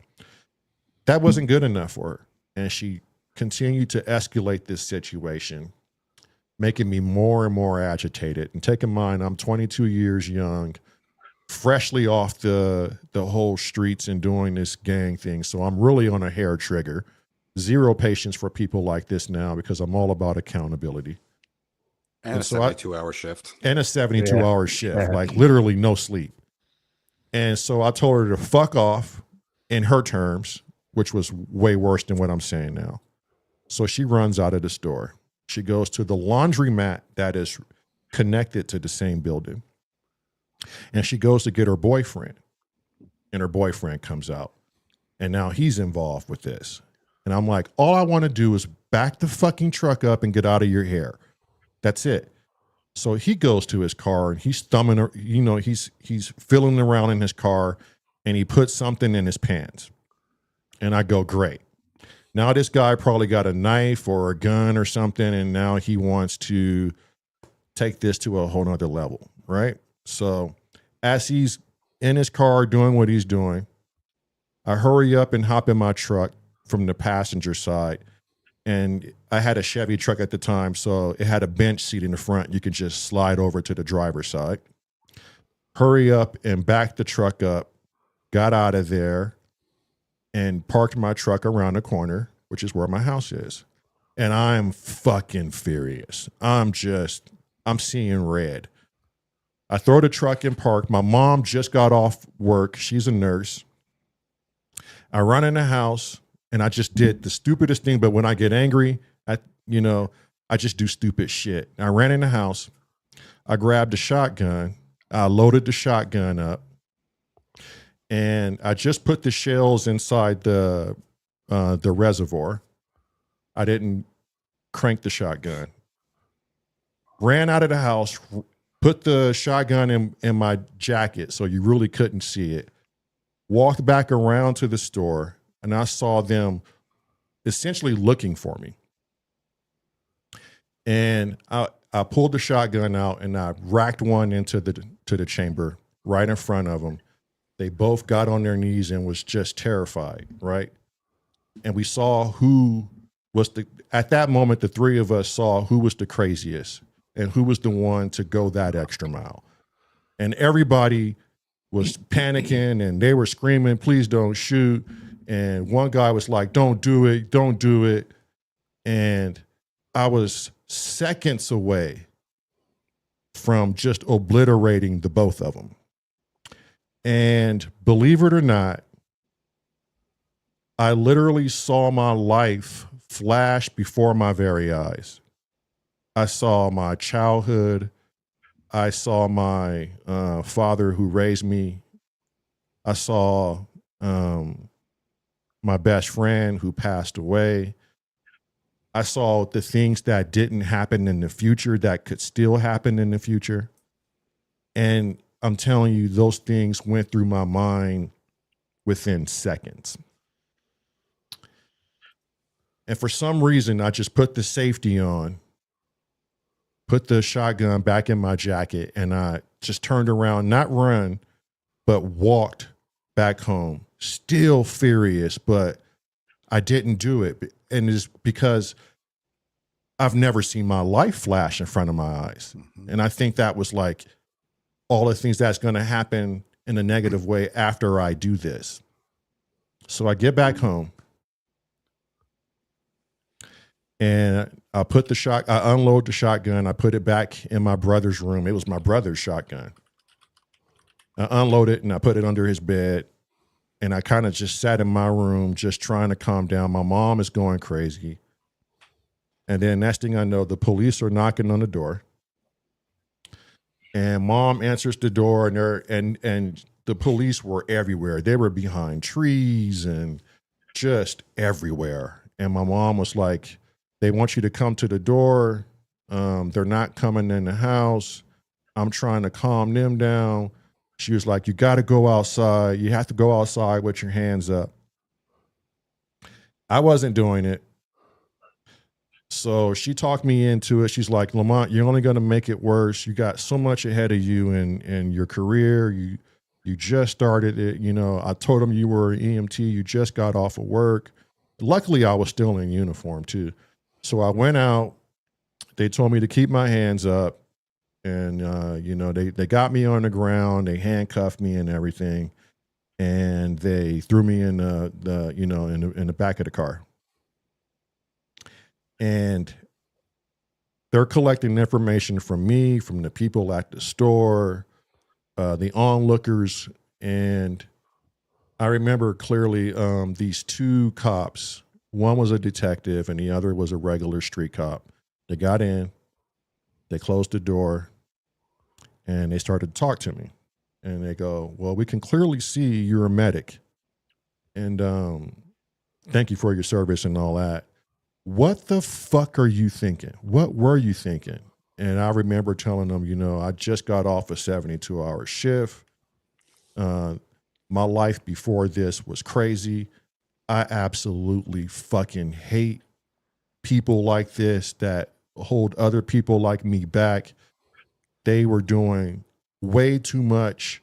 One guy went in his car looking for things to, obviously trying to hurt my physical person. And it was to the point where I'm not going to take it anymore. And what I told him too was, I said, I wish there was a job where you can go around the streets and just kill these fucking niggas. That's exactly how I said it, because I was still angry. And here's the sad thing, but a beautiful thing. They just laughed. They laughed, and one of them said, oh, I couldn't agree more with you. And the other one looked at the other one, and they just laughed. And once we were done with the conversation, and they knew exactly what type of person I was, they said, okay, look, Mr. Dixon, because you didn't lie to us. And what the video camera showed lines up exactly with what you were saying. We can see it on the video camera. We can even hear it. And we could see that you were trying to go the extra mile of trying to get yourself out of this situation. Everything lined it up. So they said, this is what we're going to do. We're going to take you out of this car. We're going to take these handcuffs off of you, and we're going to release you back to your residence. And, you know, your mom is a nurse, and, you know, we totally agree with what you did. We're glad you didn't do what you were going to do. And we're not even going to put this in a report. We're not going to tarnish your record, nor are we going to tarnish your background. So what we'll have to do is we'll have to take your gun for 2 weeks for a cool off period to make sure you're not going to go back in there and do the exact same thing. And I go, well, it's my brother's gun and this and that. And they go, that's fine, but we're going to have to take it. So they released me. I signed one piece of paper that said, you know, it was basically a detainment. They had detained me and spoke to me. It wasn't an arrest. And they sent me on my way. And that opened my mind up, or it literally opened my eyes up to, one, police officers and doing their job to the letter or the spirit of the law. It opened my mind up to accountability, because I could have easily went down the wrong road, but for some reason I remained accountable. And it showed me that my ideations, it wasn't too far off from another person's ideations.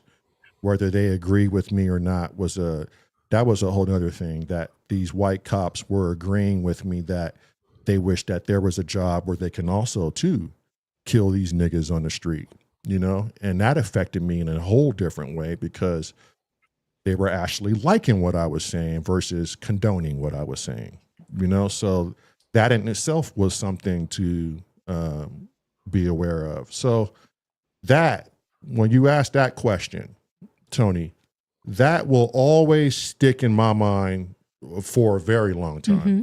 Yeah. Because that is the epitome of your question. Yeah, that's a life-changing decision that you made right there. I'm glad you made the one you made. Mm-hmm. Right. Yeah, just I didn't cut the rope. Fuck it. Yeah. My story's shit. Mm-hmm. Right, it makes my story not as fun. I didn't expect that. Yeah. Not a lot of people know that. And I don't mind sharing it. And that's a crazy story to begin with. And then you get to that back half, just when they put you in the car and talk to you, and that whole thing. We live in a fucked up, crazy world, man. We live in a crazy world, and it's you know, I think if people know about this story, you know, it'll help somebody.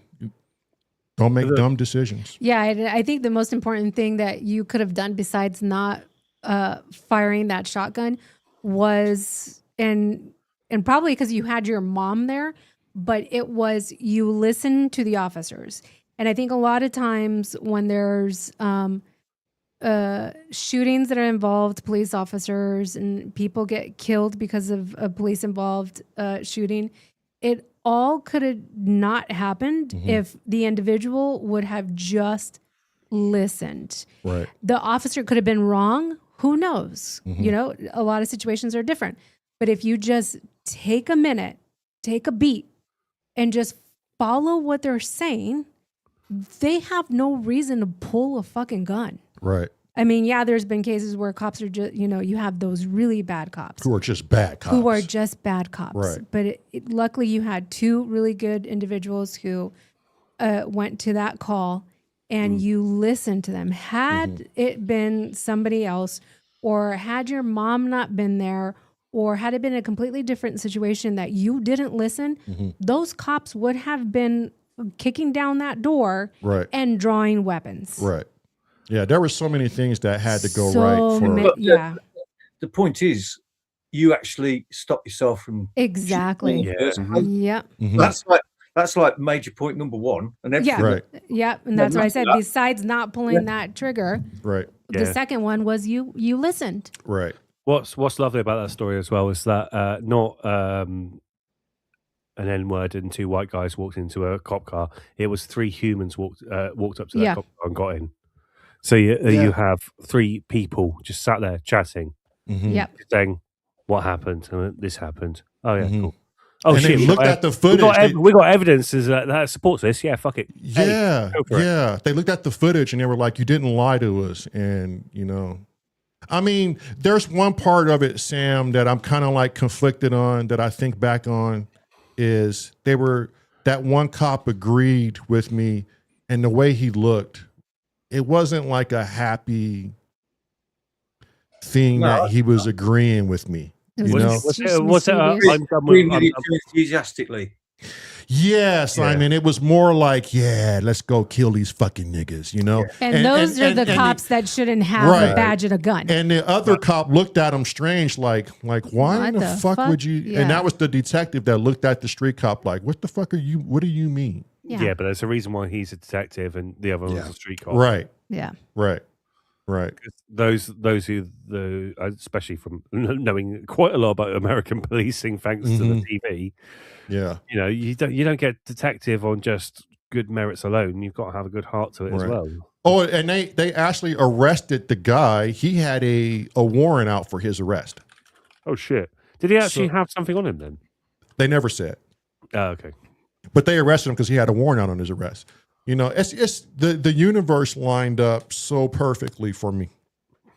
And I just keep replaying that in my mind over and over and over. Make good choices, boys and girls. Thanks for sharing that story, man.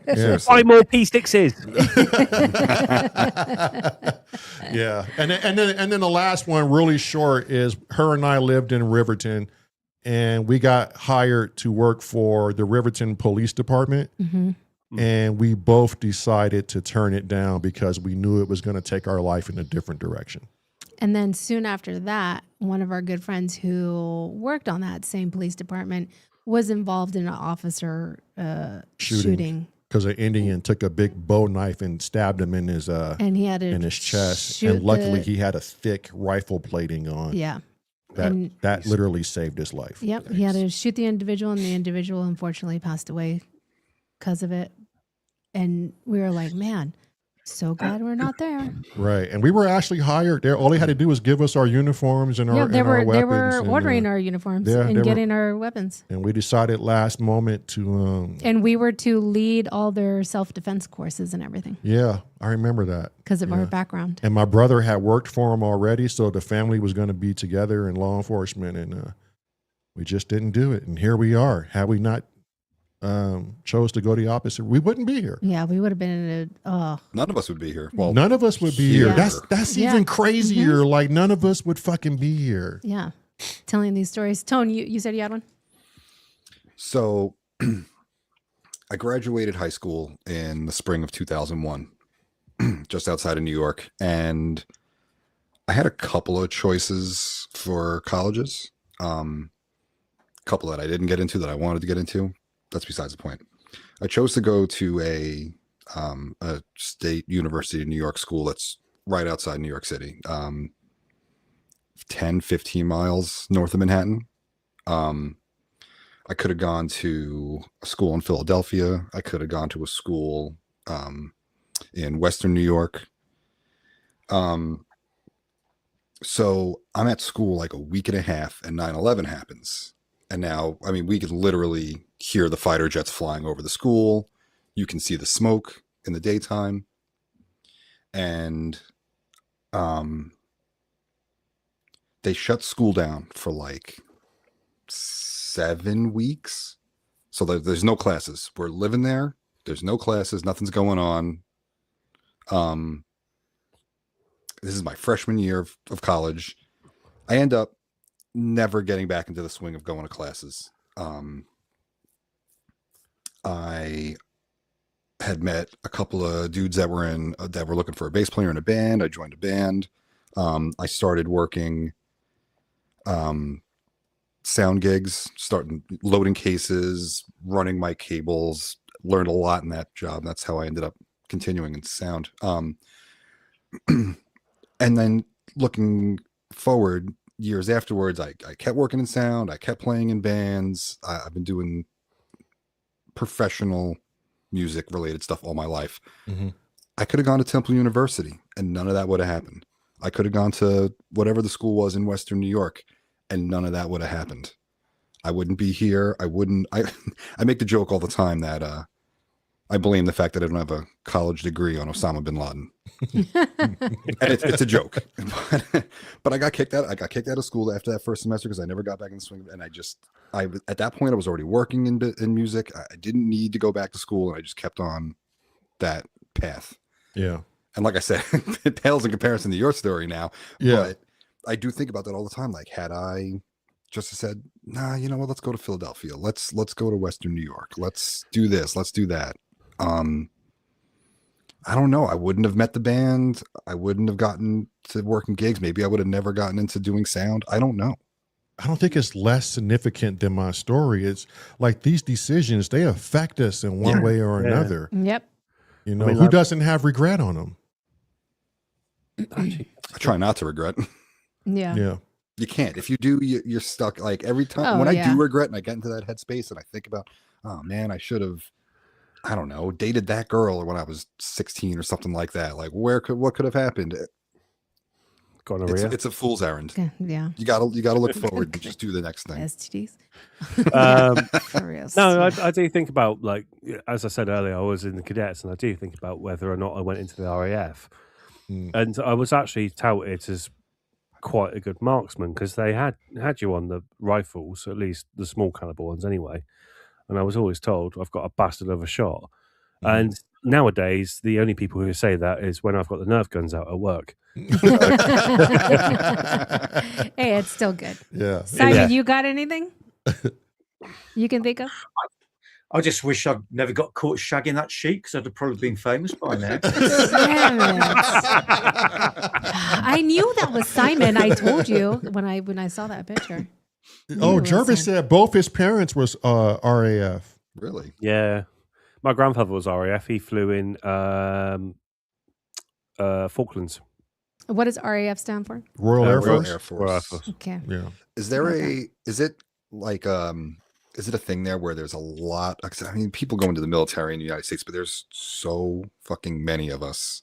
Do you know like what the, I don't know, percentage of British citizens to military is? I know that your military is not small. Yeah, it is in comparison to quite a lot of militaries, though. Military. Yes, military. You were just waiting for that. The military. Yeah, I know the British naval sector is amazing though. It's one of the largest. Yeah. Yeah. From as a kid from Plymouth, everyone was like pushed towards going into the Navy. Because Plymouth is our Southampton and Plymouth are our two. Simon, correct me if I'm wrong. Two new nuclear submarine ports. Oh, okay. Well, yeah, and there's one up in. There's one up north. Yeah. It's up north. You would have been too tall for a submarine, though, right? Yeah, I would have. And Yeah. to be fair, I was 2 foot tall for flying planes. Jeez. So I was always pushing the army. I'm gonna tell my story real quick, and then I'm gonna go inside. Please. And rest your knee. Yeah, go we've ahead. been here 2 hours, and Yeah. it's throbbing. So, we've mentioned this before on the stream. So some of you may know this, and some of you may not. But I'm kind of a weird individual. As Goddamn clairvoyant, if you ask me. Yeah, Simon. right? As You're safe. You're miles away. yeah, he's safe.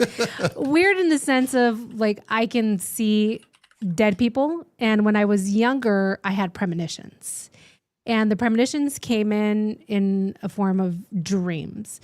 Every now and then, they still occur as an adult, and then I just have a wicked sense of people. Well, so much so her grandmother wanted to give her a public exorcism. Yeah, because she thought I was because she fucking was nuts. Catholic. Yes. Yeah, she thought I had the demon inside of me. Right. Because she was witnessing some of the things she was saying and doing. And they were happening. And they were happening. And this particular story that I'm going to tell you was the catalyst of my grandmother thinking I had the devil inside of me. But it's just like certain things about me. Like I can sense when an individual doesn't have good intentions, where they're just not good people. And he sometimes hates that about me because he says I don't give somebody a fair chance, but he doesn't realize that I'm sensing something that he can't. You got to go by your own vibes. Yeah. Yeah. And almost 100% of the time I'm spot on when I'm like, no, there's just something not right. So this happened when I was about 7 years old, and my grandmother and I would go to Costa Rica for the summer every year. Every year was her and I, and we went to Costa Rica for about 3 months, and we would visit family. I was the only one out of all the sisters that went. I loved going to Costa Rica. I couldn't wait till the summer came to go. Where my sisters couldn't wait till the summer to go because they wanted to spend time with their friends and go to the mall. I wanted to go to Costa Rica.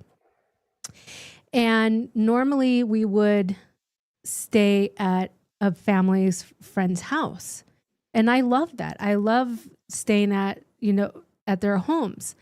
But I remember this one time we went, we had to stay at a hotel for a few nights because they weren't available or some, I couldn't remember exactly what it was, but I do remember we had to stay at a hotel. The night before our flight, I dreamt the hotel to a T. The stairs, the colors, who was working there, how many floors the hotel was. It was 4 floors. The people who were walking in with us, who were in the, I dreamt everything so specific that if I remembered, I could have wrote it out and had my grandmother read it before she walked, and literally she probably would have fainted. I dreamt that we were on the 2nd floor, and my grandmother never stayed on the 2nd floor. She always wanted a room on the 1st floor because she wasn't very mobile.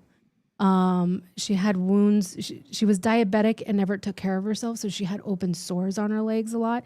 So she couldn't move very well. So she would always request a room on the 1st floor. And I told my mom we're staying on the 2nd floor, and before I left, and she goes, no, I booked you guys on the 1st floor, because I was like, Grandma's not gonna like that. She goes, no, I booked you on the 1st floor. They guaranteed the 1st floor. Okay, I'm a child. I'm not gonna argue with my mother. Mm-hmm. We get there, we check in, and they give us the key room, and they're like, you're on the 2nd floor. And I was like, I knew it. In my mind, I'm like, I knew it. That night in the hotel, I dreamt that the two upper floors above us caved in, and everybody on the 2nd floor perished. And I'm like, we got to get out of here. This is all I'm thinking is we got to get out of here. How am I going to tell my grandmother we got to get out? We're supposed to stay here a whole other night. Mm-hmm. My grandmother goes to the front desk and she's like, we need a 1st floor. And I'm tugging at my grandma. I'm like, we can't stay here. She goes, it's fine. We'll get the 1st floor. She's thinking I'm telling her we can't stay there because I'm worried about her going on the 2nd floor. Yeah. And I'm like, no, we can't stay here. She goes, no, we'll get a 1st floor. They had nothing available on the 1st floor. My grandmother, who rarely ever gets upset, got upset and checked us out. And we went to a different hotel. Mm-hmm. Went to sleep. Everything was fine. Woke up.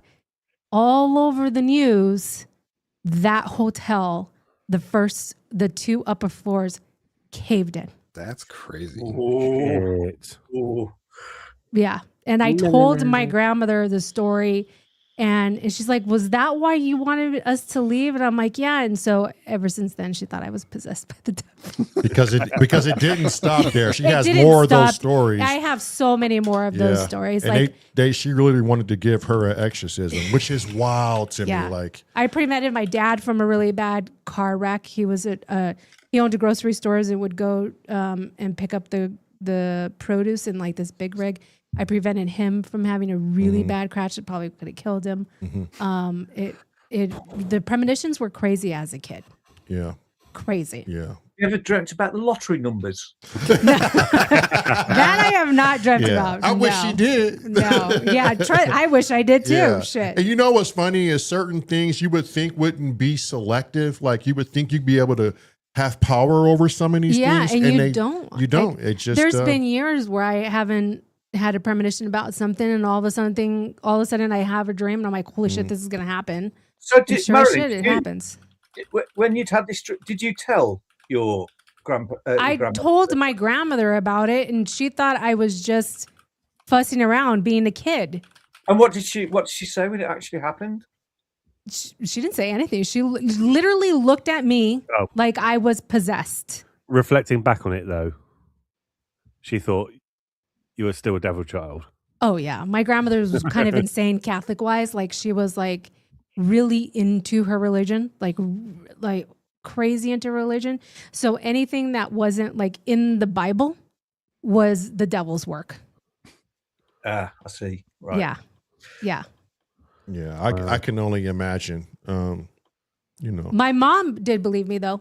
My mom was one that when I told her something, she would believe me. So when we went back, I told my mom and she believed me. Do you still have that now? Say that again? Do you still have that now? Do you still have the... It doesn't happen as often as it did as a child. Every now and then I'll have a weird dream and I'm like, oh, that's not good. We should do this instead of that. Yeah. But not as much as it did as a kid. Yeah. The things that freak me out with her now that scares the shit out of me. Yeah. That scares the shit out of me is when we meet people for the first time, she goes, we're not involving ourselves with them. And she's been right every single time. I've got that sixth sense about people. Yeah. It's crazy.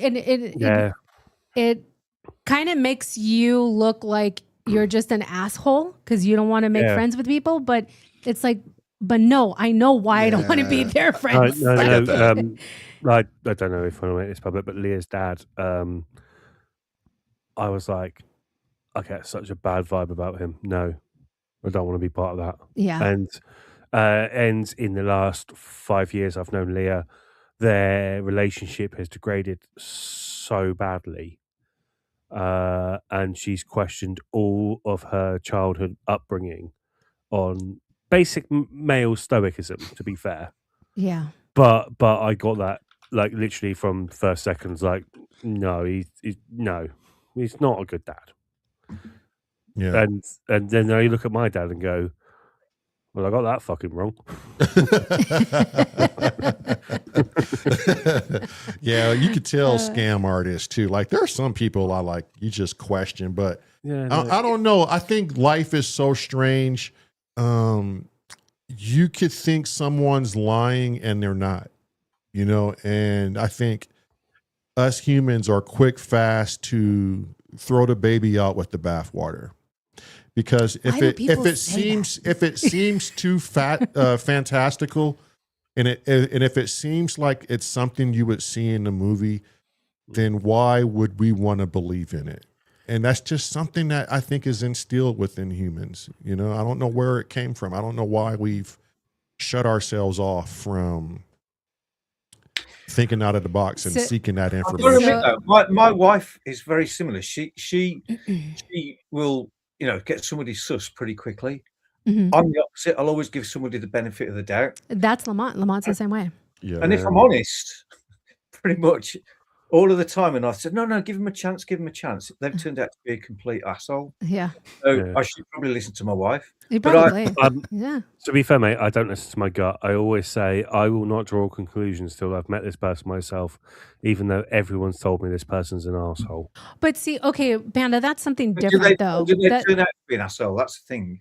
But that's something completely different because we're the same way. 'Cause we've had so many people tell us, "Oh, don't get involved with these people, or don't talk to them and this and that. And we're like, no. We're not basing our opinion on somebody based off of your experience. Yeah, we're going to have a judgment on that individual based this off myself. Yeah. Yeah. But like, I have people at work going, "Oh, this person's an arsehole. I've never met this person. Fuck off. You can gas us all you like about them. I don't care. This person hasn't wronged me. You're Don't right. put your opinions Yeah. to me. Yeah, please. exactly. Let me make my own decision. Yeah. And if I walk in and go, yeah, they're a fucking arsehole, I'll just go, you were right. Yeah. Because then also that's a big up on the other person. Yeah. Right. It is. And but at the end of the day, you made your decision based off of your experience. Right. Yeah. And you can say that wholeheartedly and not just been like, oh, but if I would have just met this person and not listened to somebody else. Yeah. Somebody asked my brother and I forgot who it was, like, why do you guys play the particular style of music? Why is it always somber, euphoric? Why is it always so relaxing and whimsical? Why that? Because you guys don't portray that. You speak different. You speak freely. You guys are sometimes heavily with the adjectives. Why that? And I'm not going to speak for my brother, but for me, it's because of how we were raised and what we've been through.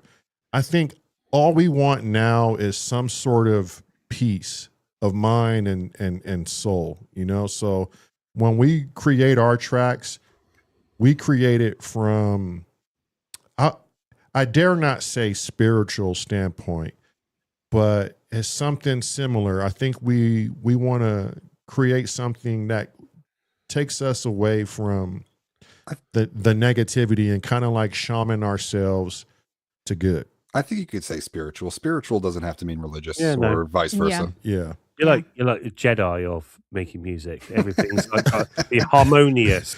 Yeah. Right. I'm like Sith. I'm gonna fucking force it into what I want to be. So I looked up, why do people say don't throw the baby out with the bathwater? I always thought that was so weird to say. Mm-hmm. And it says don't throw the baby out with the bathwater means to avoid discarding something valuable or essential.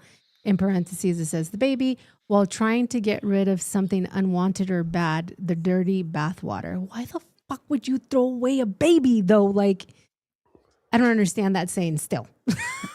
Yeah, it is a strange saying. It's such a strange saying. Like, you're washing the baby and you're like, oh, the water's dirty. And then you throw it out and you forgot your child was still in there. Yeah. Don't sell the hydrosense just to buy a PB12. Is that God damn you? Fuck you. Exactly. Fuck all of you who laughed. Fuck you. All right. No one's laughing until the PB12 is in your hand. Yeah, I'm out of here. Yeah. I don't know if you're done. I'm going to stay for a little bit. All right.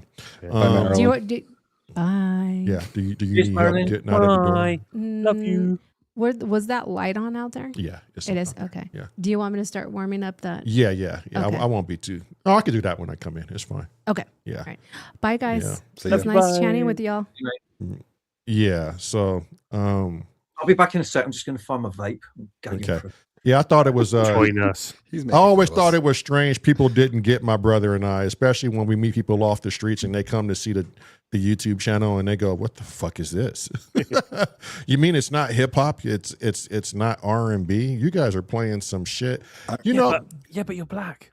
Why are you not making? And we're supposed to fit this stigma, I guess. I remember the first time you guys told me I met you in Scruffy's chat, and you were like, "Come to our show. We make ambient music. We're doing this with synthesizers and blah blah blah and whatever." I was like, "Okay, cool." And then I showed up. I'm like, "Oh, they're black guys. That's weird. That's not what I expected at all." Right? Yeah. I mean, it's not weird. It's not what you'd expect.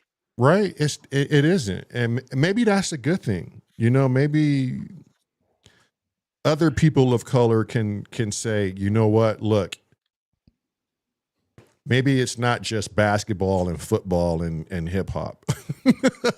maybe we need to look outside. I mean, I think the Crazy Rabbit and I had a conversation like this.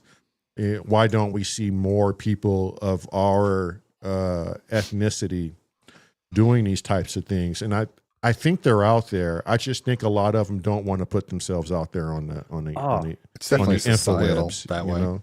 People, The only reason why I would assume Wabbit was white outside of knowing who Wabbit is because I assume a rabbit is white. Right. Not because Yeah. Wabbit is white. But Right. The rabbit, the actual physical animal, is white. Isn't it funny? Like when I look at people come into the chat, I can't help, and I don't know if this is everybody, but I can't help to wonder. I wonder what ethnicity this person is, you know? Because every time I try to take a guess, more times than not, I'm fucking wrong. I even with the whitest of people and getting it right with white, I never expected them to look like that. Right. If you get what I mean. people are rarely what you expect. Yeah. Right. Am I the only one? But I actually really don't give a fuck, to be honest. Yeah, with you. no, I don't actually Yeah. give a Particularly. fuck. I just naturally wonder, I guess. Like I always have this wonder of, ooh, is this person a woman? Is it a man? What ethnicity is this person? You know? I don't know why I do it. It's just maybe it's hardwired into me just to be curious. I think that's the better word is I'm always curious. A human is always curious. You can't get that out of us because that's how we make inventions because we're curious. Right. Especially when you can't see it. Like I can't see Hans Volt's face. I want to see Hans Volt's face. I want to see what fucking Crest Head looks like. It's just to me, I don't know if it's frustrating or just curious. I get what you're saying. I assign everyone that I see in this chat that I have not met or not seen a visual gender, whatever it might be. Like it's not a problem when I meet them and they're not that thing that I thought they might be, but I can't help it. I can't help to picture whoever as whatever my brain pictures them as. Right. Yeah. I remember one of the first jobs that I had, and I had to deal with this finance company. And I regularly had a conversation with this girl. And she got the sexiest voice you can imagine. Absolutely. And I made the fatal mistake of arranging a date with this girl without actually ever seeing her. This was back in the 80s. Oh, my God. I turned up and I just wanted to instantly walk out. I mean, how could somebody look so bad and have such a sexy voice? It's just unbelievable. So what did you do? What did you do, Simon? How did you get yourself out of the situation? I just developed a migraine pretty rapidly. Oh no. That is the reason why people say beauty is skin deep. I mean, like, you did judge a book by and I feel really bad about it, but she was exceptionally bad looking, to be honest. And like, oh, yeah. So, but that's a classic where you build up a perception of what somebody looks like. Yeah. And I mean, how often do you actually get it right? Very, very rarely. I mean, Inky wasn't the person I thought she would be, knowing from her photos. And to be fair, she was a lot prettier than I put her out to be. Yeah, because of her Solihull Birmingham accent and Manchester brutalized accent. I thought she was a bit rougher than she actually was, but no, she was a lovely lady. Yeah, that way. Yeah. And had I actually met her, I would have made that thing, and I would have gone. I would have apologized to her, to myself. Yeah, like I'm curious as to know what probes looks like. You know, I just want to know what the fuck does a probes look like. Probes is just a CX5. I mean, the link is right there. Right there. Right there. You know, I want to know what a fucking Victor looks like. I do too. Victor has been in my chat too. Right. Especially when Thomas showed his face for the first time. Oh, not only Adonis. Not only funny. Thomas, but I think it was the Sin Samurai show where it was the first time I saw Eternian. Has anyone saw Eternian ever? I feel like I have, but I don't remember. I've never seen Eternian before. He doesn't have any videos with him in it, I don't think. And I was just like, oh shit, that's how Eternian looks. You know, I think that's when you see people in your chat for so long, Right. You assign a visual. It's headcanon. Their character. Right. I mean, you guys are characters, but you know what I mean. Like your characters in everyone's brains. Right. Yeah. Even the people that are in the chat are probably looking at other chat names right now, going, "What's that person look like?" Well, right. All I can say is that if anyone was to keel over and pass away tomorrow, I would be very upset. Anyone in the chat 100%. Right now, if you was to keel over, I mean, like, thank God we'd seen Uncle Jerry's face, for example. Yeah. Right. Yeah. And, like, because it's not going to get rid of the mystery, not seeing your face, but I'd still feel sorrow for you. Right. Like I will mourn you. Yeah. Because you have made an impact in my life. Even Banana Rider 69, which I'm pretty sure has been in for quite a while, but I've not actually interacted with, has been chatting to everyone, and I will feel sorry for you if you was to pass tomorrow. Right. That'll be like, you should get to know him. Yeah. Like what is that all about? Like it's funny you mention that. They're just digital fucking names, Panda. So you mean to tell me these digital names and this interaction for weeks on end, or even months on end, or years on end, that finds a way through the emotional complexes of humanity is a strange fucking thing. Don't forget, all three of you were all also just a name at some point. Yeah, because you had no way of joining into Hardware Jam's chat, for example. Right.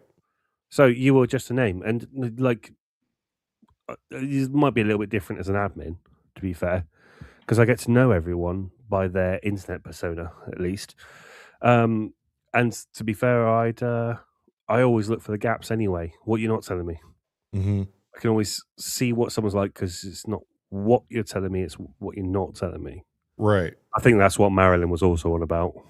As well, I think we had a chat one day when it was like when my brother and I were wanting, and we still want to do this for 2026.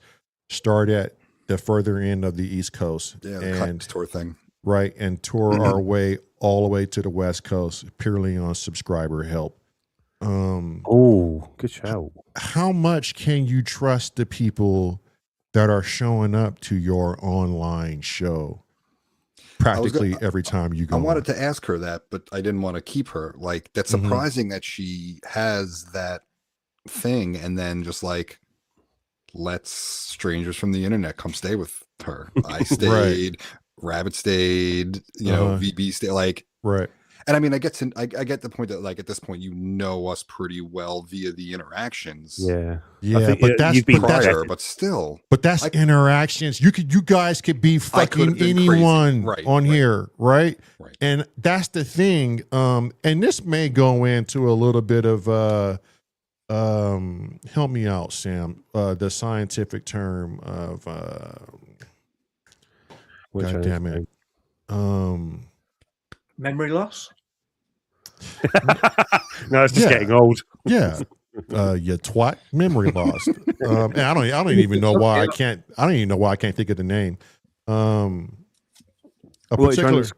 particular science where quantum science, right? Yeah.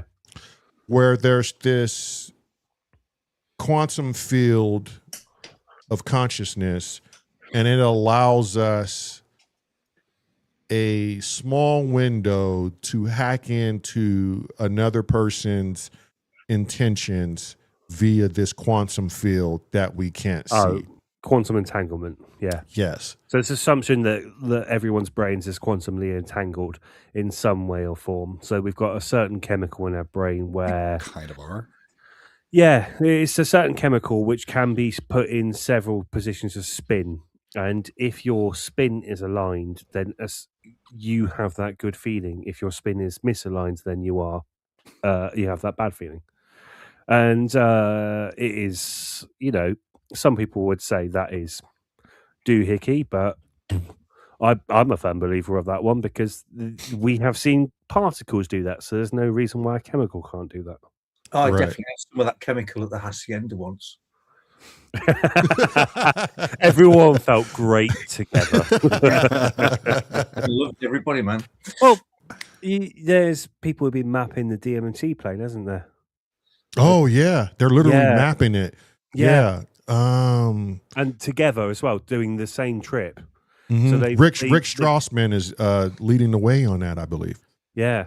Yeah. It's like, and that blew my mind when someone told me about that. It was like, I have only visited that plane 3 or 4 times without implicating myself. Just once for me. That was enough. Trader to the Living. No, we didn't cancel that, Trader. It's our goal to still do the Get monkey chopped up in his freezer. the monkey trek. Yeah, but no. I mean, well, like, go ahead. if you want to do the monkey track, also push it out to those who can't make it to America as well, please, because we'll help where we can. Yeah, I think we're Like, going to do it for the that's UK interesting. too. We're definitely going to do it for the UK. It's You're much gonna have smaller to, country. Yeah. When we do this, though, we're literally going to talk to the individuals that are going to be involved on the phone, of course, and try and figure out how to make this work and the commitment level. I think a lot of it is going to come down to the commitment level. Like, I think Trader to the Living is tits up on letting us stay with them for a day till we find another ride. And if people really want to commit and go on this documentary with us, I think it would be cool. I have all of the cameras. We have all the cameras lined up already. We're just waiting to get some POV cameras. And Gonna rent an RV. no, we're actually going to literally fly out to New York. I think George G's is really on board with this as well. We're going to fly out to New York. Someone, literally, it starts when we land. Someone's going to be responsible for picking us up, taking us to their home, That sounded like Banana Rider. and driving us to our next stop. You know, I think it's possible. I think a lot of people are willing to do it. I feel like when you brought it up, we had a decent amount of like the East Coast portion of that, like lockdown stitched together. Yeah. Right. And I think the Crazy Rabbit would be the essential next stop because he is in, God, I don't want He's to. in Virginia. He's in Virginia. Somewhere. Yeah. It's a big state too. It's a big state, you know, and it would be from Virginia to, I don't know, you know, maybe Tone Smith pops in and takes us from one place, or maybe somebody down south takes us. Just think about the implications and the journey and the experience from it all. It's never been done by us. We don't know what to expect. We're just going to have clothes and a shit ton of camera equipment and constantly downloading information to Marilyn. So she, you know, and then everybody in the UK, all of our friends in the UK, so they don't feel like they're left out, they'll be responsible for scoring the entire documentary. Oh, that's right. That's what it was. Scoring it. Yeah. Well, we've got to give it points. Okay. Say that again. You've got to give it points. You got Oh, Shotgun Detroit. I want Detroit. Fuck you. Yeah. I think we don't want to edit it crazy. You know, we kind of want to make it episodic, right? So maybe it's a 10-part episode and we'll send everything to the UK. You guys musically score it. And when it's done, it's done. And I just think it's something that my brother and I are looking forward to. We want an adventure. We don't want to live. Yeah, no, the only reason why I ask if we can help from afar is that we throw a couple of quid to you because it's going to be, you know, Midwest and then hills and then you're over in LA sort of thing. Right. There was a whole lot of nothing for there is a whole lot of nothing. And there might even we know that. And there might be some times where somebody, you know, you just don't know the future. Something can go wrong with someone's car where we're going to have to be responsible for ourselves and, you know, get a fucking hotel, or maybe we need to get a ride to another state in order for someone else to pick us up. Like there's so many variables we can't keep track of, you know? Oh, there you go. There's the next GoFundMe then. Yeah, so those are things that we do have to worry about. I wonder if Manny would participate. Is Dr. Synth still in the chat? He's in. Yeah, he's in. I wonder if he would participate. I wonder if Shaba Overload would participate. He got a huge ass place. He's in the vertical chat right now. He just said vertical is better than horizontal. Yeah, that's because Shaba's fucking weird. Yeah. Vertical. Shaba lives in a different plane than we live in. Yeah, but we're excited. We definitely want to do it. We're pushing for late May, and we need it to happen within a 2-week time span because we can't take forever off work. No. That's a short trip. Well, it's not a short trip. It's a long trip, but that's a short time frame. You just think it'd still be done, though. It'll get you north to south, definitely. Yeah. Let's see. I mean, I know from Tor you can get from one side of the country to the other if you're just driving. I'll tell you what you want to do is, I don't know, fuck it, use only Sam's because it's dead right now. Just put in every American, just put in where you are, and then take that information, put it on maps, and you just literally just put pinpoints and go all the way south to Florida or where it ends up being south. Yeah, anyone interested, if you're in our Discord, which I think most of you are, go into Only Sam's and yeah, I fucking love maps. Let me do that bit because I can do the little pin. Well, I think Marilyn already created a road trip channel. Oh, she might have done actually. Can somebody go look and see? I'm looking. Yeah. Hey, said looking. Yeah, that would. I mean, it would be fun. Has anybody thought about doing anything like that? Just relying on complete strangers. I've watched a YouTube channel do it like that. I've watched one YouTube channel. It's called Discover Connection, and they literally hitchhiked from the East Coast to the West Coast on. But that was too crazy for me. That's wild. There is the kindness tour. I'm tagging everyone. Fuck your inboxes. So go to Discord. It's the kindness tour. And if you're in, let us know. I'm doing it again just to make sure that is going through. But you know, you know what's funny though is how do people know to trust us? You know, I think it's going to go both ways. I don't think it's a one-way street. You know, I think it's a lot for people. Dr. Synth says, if you can get my kids out, then other than that, I don't have any room. But it would still be nice to meet you, Manny, once we get to California. And that's where the UK could help. Because we could just throw some money at you and you can get a motel or whatever. Right. And I truly believe that's what's going to happen ultimately, is not everyone can participate. Yeah, we've got a great guy on YouTube from the UK called GeoGuessr, and he goes out and he just literally he either sleeps on park benches or he finds the goodwill of people who give them a bed. And he'll literally walk out with a £10 in his pocket and just go walking. Just that's crazy. Just trekking. Yeah. And he'll do the videos only last about 2 or 3 episodes, and it will get about 45 miles, and then he'll run out of money, and that's the end of the challenge. Oh, he did one in Austria, and I was so amazed by that level of commitment, goodwill. Goodwill. Yeah. I think the media does a good job with trying to pump that we are not loving people. We are not to be trusted. We are fucking all animals and stay indoors. You know, I think the media does a good job of that. Yeah. And I would agree. Once you can get out there and really experience the world for yourself, I think it's vastly different than what they're projecting on that idiot box. There's that German guy, isn't there? And he just did one where he hiked through Afghanistan, and he was literally sort of, relying on the locals to put him up and feed him and stuff. Mm-hmm. And you've got this, we've all got this perception of what it's like in Afghanistan, where they already all want to kill you, but they're like the kindest people. And you've got this, blatantly white European walking on his own through Afghanistan, and they're just giving him all the help he needs. Right. And no one's gaffled him up or tried to kill him or anything like that, huh? It's amazing. And it's,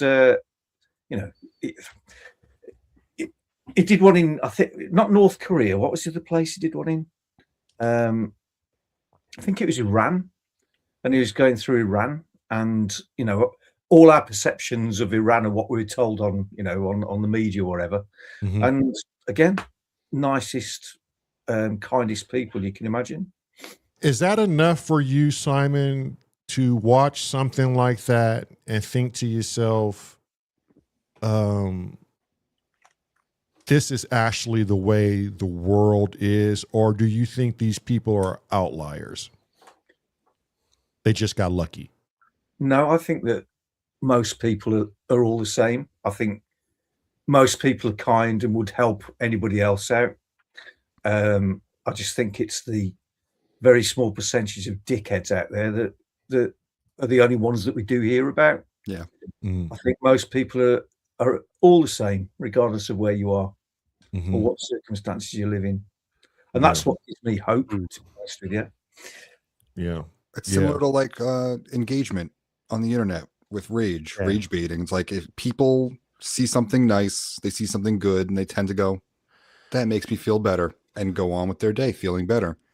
But you see something angering, infuriating, bothersome, whatever it is, you tend to comment, you tend to engage with it and shout it down or talk about it with you. I saw this crazy thing today that I hated. Not, I saw this puppy. Here's a picture of it. I don't know. It's a bad example, but you know what I mean. Mhm.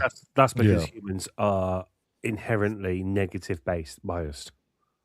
And we always will be, because once many years ago we had predators, so therefore we was always telling about where the predators were, not where the food was. Right. Mhm. Because you'd always find food, you always didn't want to find predators. You tend to not ignore the good, but not.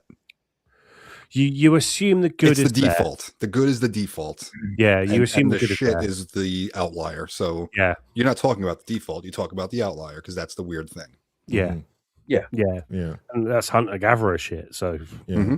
Why do you guys think we're always quick, fast to blame the people we put in power and not blame ourselves?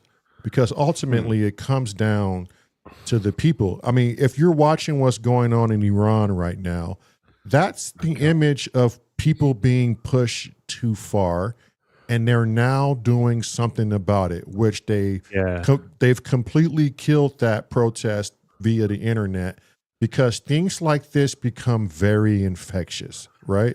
So why do we, and I just want you guys to just think about it and be honest. Why do we always point to the people that we think are actually doing this when we know, a big part of us should know, it's literally us?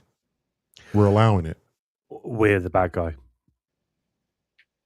Ultimately, the UK and the US are the bad guy.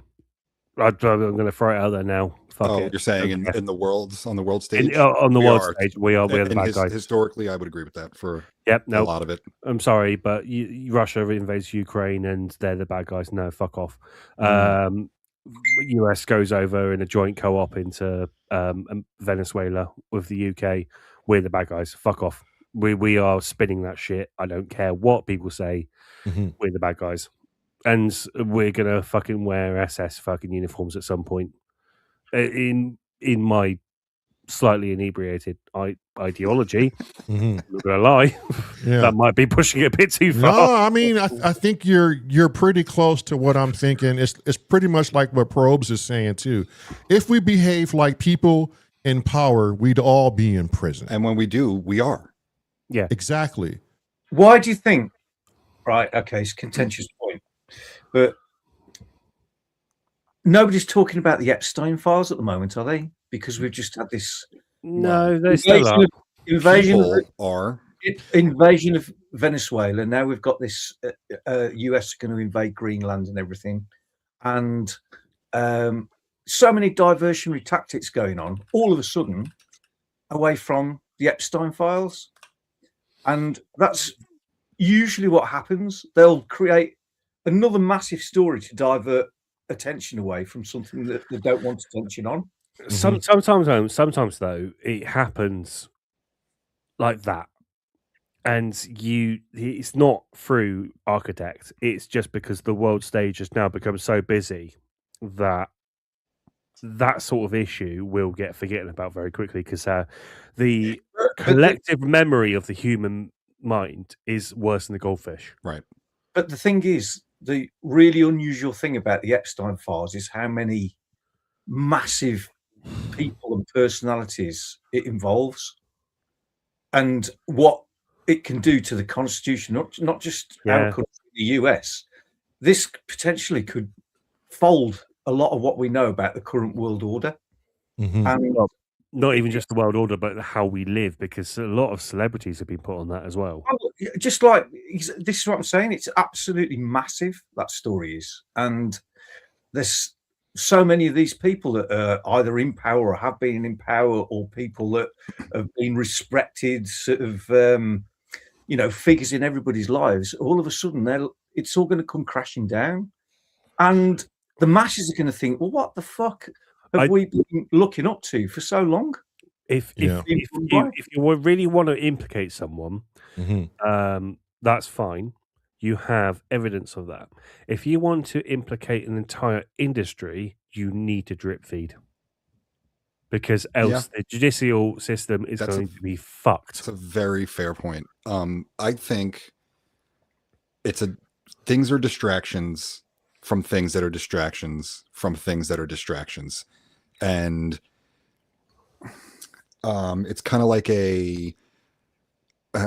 pardon the term, a blitzkrieg of information that's just like, hey, here's this problem, and then here's this other problem, and you forget about this problem. They all distract from each other. It's a lot. In our modern world, it's so easy to get information that there's almost too much. And it's a good thing that we have access to it, but it's also it's like a double-edged sword. It's a problem if you have to handle it. And I want to just touch back on Lamont's question. Why do we blame the government? Why do we blame the people in power? That's just a social contract. Yeah. We put them there with the responsibility of taking care of things that we don't have to take care of. So when it doesn't go right, we blame them. And it's maybe not always real, but a lot of the time it is. And we need to look at ourselves and look at each other and say, we need to be doing that right thing. It's hard to have that conversation with people, though. We talked about that when I was there. I have that conversation with my friends all the time. It drives them crazy because I put it on them. I go, you got to do better. In the UK, the one finger that's being pointed at currently is Starmer. But I want to remind everyone in the fucking UK, so much better than Liz Truss. It's so much better than fucking Theresa May at the moment. David Cameron. He's still a politician. I'm not happy with some of the things that I read that he's said or done or not done, but there's he can't say what he wants to say. He can't say what he's feeling. Right. He's going to be completely. He's still got to be political. In what he believes is the interests of the country. What pisses me off is, why don't they just come clean? One thing, Donald Trump, I'll give him, at least he's honest. Whatever I give that to him too, Simon. Like, he can't keep a cat in the bag to save his fucking life. No. Exactly. So, I'm not, of course I'm in Venezuela for the oil. Of course I want the rare earth and I want the oil in Greenland. There's no bullshit attached to it. Right. But that's as far as my credit to him goes, to be fair. If you really want a strategic outpost to stop war coming from Europe over to America, at least that way, can't go the other way, you'd pick the UK. Yeah. Yeah, of course you would, yeah. We're next, guys. I'll see you next week. I agree with Jervis. He ain't smart enough to fucking lie. 100%. No. That's a good point. He's not a brilliant speaker. No. I'd much rather hear JD Vance speak, even though I don't agree with some of the shit he talks of. I think if we're all being, if we all want to be coherent, the people we put in office, they all have the capability to do some good, right? They do just enough good to satisfy both the left and the right. Yeah. And depending on what party they are, they're going to do more good for the right, right? And that's the thing. The lobbyists that pay them. I got myself out of the habit of pointing fingers to one solid individual. I mean, ultimately, in both countries, they are a spokesperson for a myriad of people. That's my point, Sam.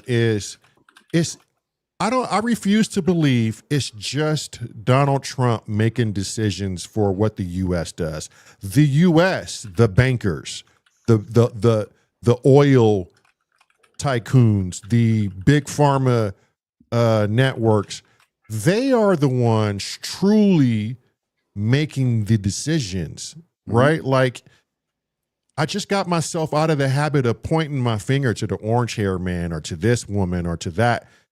It's so far gone, and it's so deep now that I don't even think sometimes it's just one government. I think there's just multiple governments, and they're all behind closed doors, and they're all trying to decide what's good and what's not good for the entire world.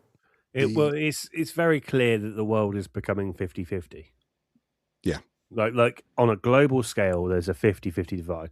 All right, there is some conscientious objectors in the middle, but there is 50-50, 50% for the majority Western side, 50% Eastern side.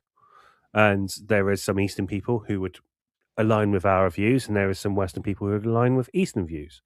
But it's like there is some very, very clear 50-50 divides here.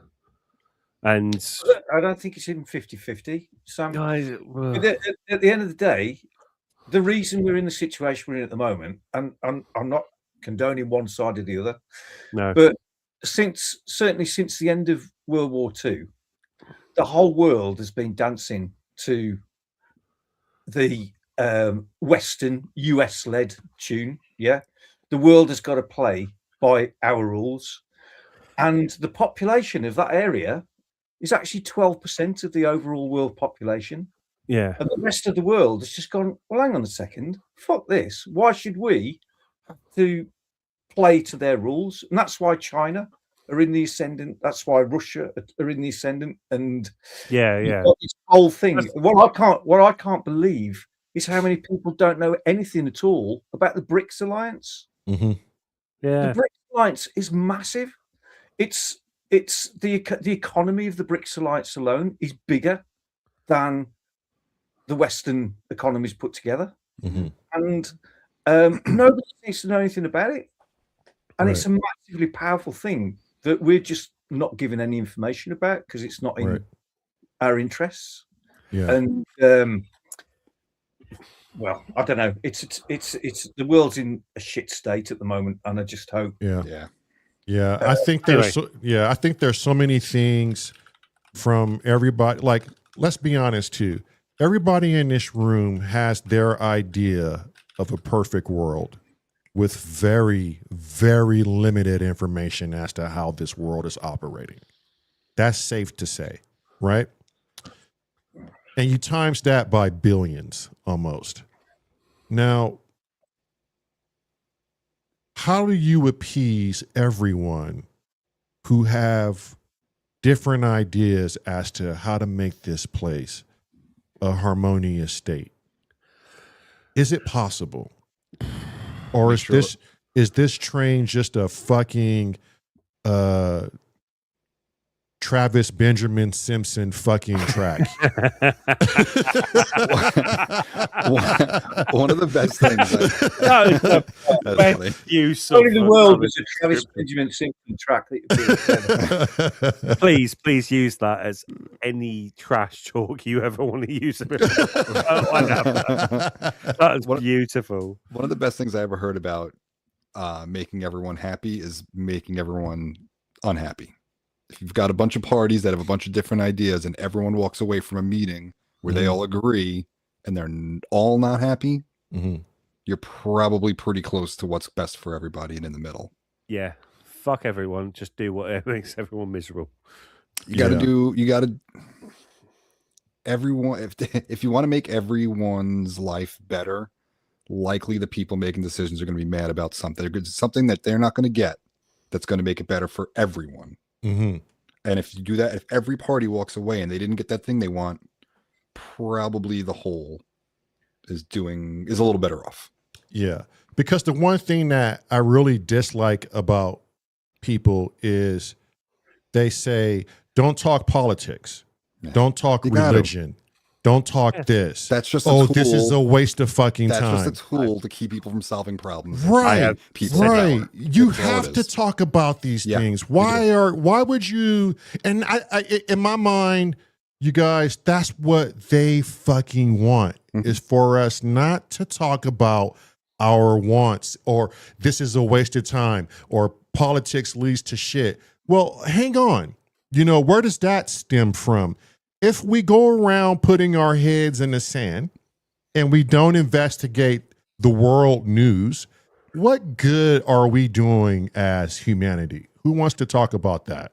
Well, as someone who has a wife who works for a council, which is the local sort of thing that sorts out the potholes, for example, and for someone who works for a building who is owned by a council, the one thing I just want is some fucking joined up thinking.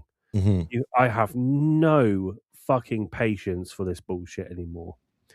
There is so much fucking who's paying for this? Who's paying for that? And we're all taxed to the gills. Why aren't we? Why isn't I've it paid already, for yeah, already? exactly. I've paid my crazy. fucking council tax. Why the fuck aren't you paying it? It is distributed equitably between, for my example, Devon County Council and Exeter City Council. That is my council tax. It goes out my account. I don't give a fuck who fills up the pothole, who's in the middle of a fucking road, which I don't fucking live anywhere near. Just fucking fill it. And that's the issue I've got, is that so many people are now worried about the paperwork. Yeah. They're worried about the paperwork to get the job done instead of just getting the fucking job done. Yeah. Traitor to the living. I generally don't talk about it anymore because I get angry and stressed out over something I can't change or have any control over.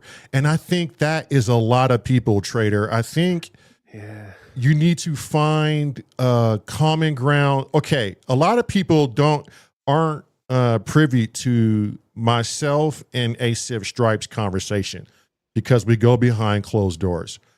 I'm more considered like a neutralist or apolitical, but I want to lean to the right more than the left, only because the way I grew up and who raised me. Okay, but I value both sides. Asif leans more to the left, and I consider him to be apolitical because there's some things he says that are heavily tied to the right. And him and I will step in the room together and we talk about it. And we always come out with the same fucking lesson. We've learned something from each other, and we just have this conversation, and it feels so good to talk about it. We always end with, "I love you, brother." Yeah. And it's not a stressful thing. We don't enter these conversations to be stressed out, Trader. We enter these conversations to know how your friends are viewing the world, to know how, what's your thoughts on what's going on. And don't sit there and be a fucking ostrich and bury your head in the sand, because that don't fucking help anybody. These are topics that affect people. People have emotions over these topics, and you should, this is America.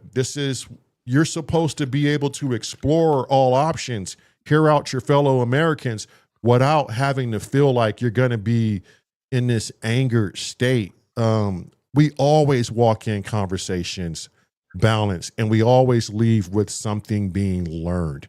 We have to do that more. You don't have to make it stressful. I think the media wants us to feel stressed out. They want us to feel like these are topics that are beyond our little puny brains and we don't know what we're talking about. And most of the time we're having to guess as to what to talk about because no one gives us the truth. No one wants to fill in the fucking blanks as to how this world is operating. This is the problem now, is that you can't hold an opinion on whatever, whether you're far left, far right, center, whatever, there's a complete division where nobody can debate anymore. Mhm. Right. Most really hard to do people, Ah. if you've got, take a group of people, you'll probably agree on 80% of everything between yourself, Probably more. Yeah. probably more. And then, Mhm. but it's that 20% that people focus on. And now there's a culture developed where if you hold a different opinion to somebody else, there's this hatred almost of the Right. people that holds the opposite view of you. And you'll never, ever get past it unless you can talk it through. And if you can't agree, then agree to disagree. But don't, create this, all these fucking extreme leftists or these extreme rightists, or call somebody Nazi because they have an opinion that you don't hold. Mhm. No, it's Yeah. crazy the way that we treat each other, basically. Right. You're nailing it. And this culture where you get cancelled pretty much for holding a particular viewpoint, it's just madness. Because it never used to be like that. Right. Ultimately, I think the idea is to not give a fuck. Yeah, exactly. That's my complete Right. ethos thing now. But Because- but underneath it, I actually do. Mhm. Well, I mean, but like, wait, you have to explain that more, Sam. Don't give a fuck. Like what? Don't give a fuck about the conversation and what they're saying. No. Or don't. Okay.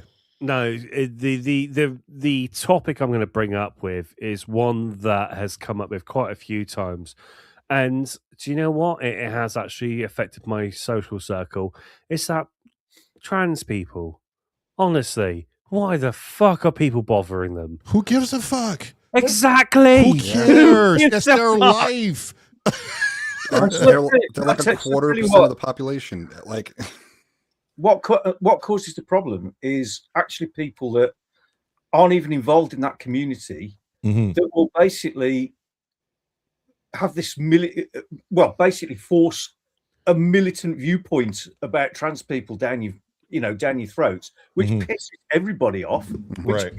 which causes the problems. It's the same with the black issue. It's the same with the racist issue. Yes. There's always like this organizations that will come out, which appear to be doing good, but actually they're toxic and Yeah. they're Do you know what? causing more trouble than they're worth. A co-worker came out to me last year, and she said, "I'm coming out as trans. I'm going to transition from male to female." And I went, "Excellent. Do you know what I'm going to do? I'm going to get myself fucking clued up on that." And I got Yeah. myself so clued up on that there was some things about transitioning that she didn't know about. Mhm. Gaursing. Holy fuck. That's fucking disgusting, but it's a necessary thing. Mhm. She wants to go the full ham hock. Pardon the pun. didn't pick up on it. she wants to go the full ham hock. She's got to do gaursing, and because her partner is female, by birth, not by gender, which is something you will be fucking trained to do from now on. Mm. It's just to associate that sex and gender are different. That they don't have the privilege of a appendage shy of something artificial to be the correct size for what size of vagina she wants. And all this was like, no one fucking told me about this. What the Yeah. fuck is this about Right. causing? What? Right. And I was like, I'm really sorry. Why the fuck has no one told you about this? You're fucking plastic surgery and should be telling you about this. Why the fuck am I? I'm not even a fucking trained doctor. Fuck off.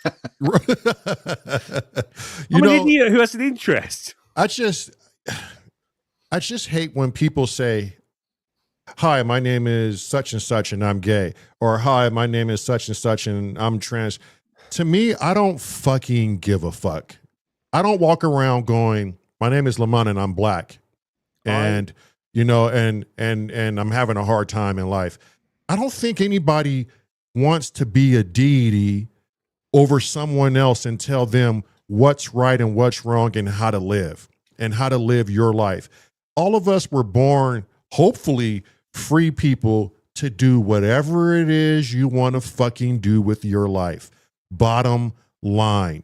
Anyone tell you other, they must have a perfect life and they know how to fix and solve your problems, and they have the financial game and the psychologist to come along with it.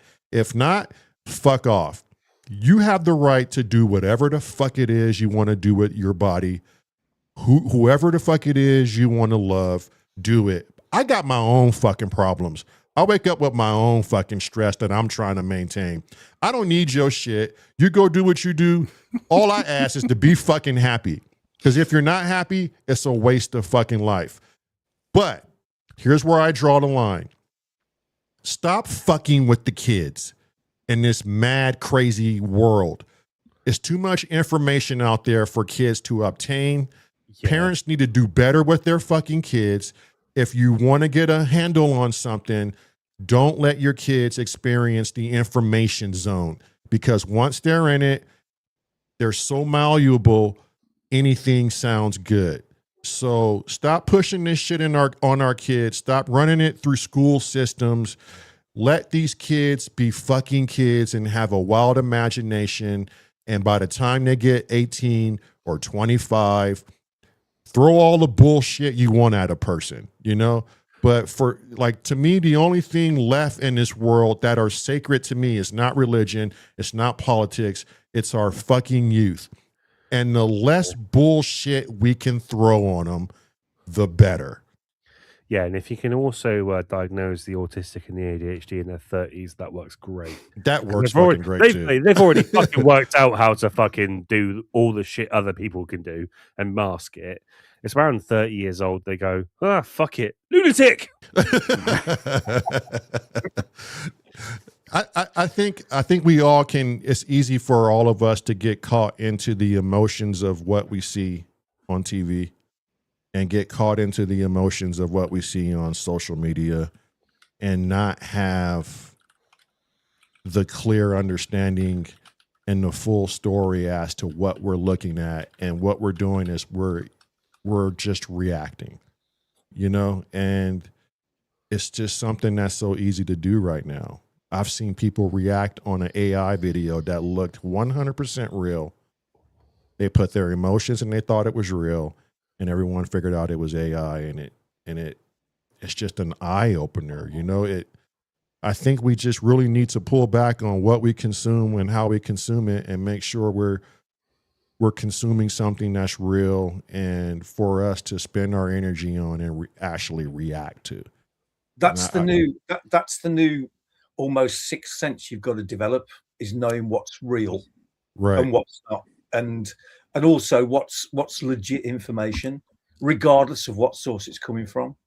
Because, you know, you can have something that you think is coming from a reputable source, you know, historically, you know, your mainstream media, but you just have to understand that is probably one of the most toxic places to actually get your information from. Right. And they can be fooled too. And they can be fooled too. Yeah, absolutely. Yeah. My grandmother, who passed in the 90s, mid 90s, used to say, she was a wise old woman. She used to say, believe none of what you hear and half of what you read. I can't even imagine, like, with the way modern disinformation works, how to navigate. Yeah. Using that mindset. It's pretty much like, don't believe anything that you don't experience yourself. It's like, and even there, who knows? Yeah. And that's the thing. We just need to stop reacting with half the information. You know, it's not doing society any good. You know, I mean, react to the information, but vet it. Vet it. No one vets anything. Then react. Right. You know, I spend too much time vetting. It's annoying. I want to play music and live my life, and I'm sitting here reading 7 articles about a news story that I didn't care about to begin with. But I got to argue with my friend who says, I don't know, something fucking crazy. The best thing I ever did was stop reading the news. I wish I could do it. Right. Like Yeah. Leah puts the news on TV. I was like, get that fucking off my screen. Why the fuck do I care about what's going around the world? I've got my own life here. And to be fair, if nuclear bombs are above me, I'll hear a fucking siren. Mm-hmm. If the world's that bad, we'll know about it. And you know, my wife Yeah. has a habit of saying, "Okay, well, who sponsored this article?" And then who sponsored that? You know, and then once you get to the root of it, you're like, "Well, fuck, that's why this person is saying it, because they have an agenda for this." You know, and it sucks. Like what Tone is saying, you have to spend so much time trying to consume what's false and what's fact. At the end of it, it's just a waste of time, and it's going to be more and more of a deterrent for us to want to find any information out there, if it's even worthy of expressing ourselves and having an emotional reaction to. You know, I think critically thinking is a big skill set. It's fucking hard for the future. Very few people do it. And like, you hear these news stories and you don't believe them, or you look up where they come from, and you realize that some billionaire's paying that, reporter or that editor to make that reporter write that article that way. That's great. But like, literally look at the facts of the situation as you can learn them, and critically think, is this okay? Is this not okay? How do I feel about this? How does this affect my worldview? How does this affect the people around me? And then make your decision accordingly. Right. And it's so hard to get to that step now, and people don't do it. And when you challenge them to do it, they clam up, or they make excuses, or they walk away from the conversation, and it sucks. The one thing that I've learned, certainly since I've been a bit older, is to weigh up both sides of any argument. Absolutely. You taught it younger now. You were taught it.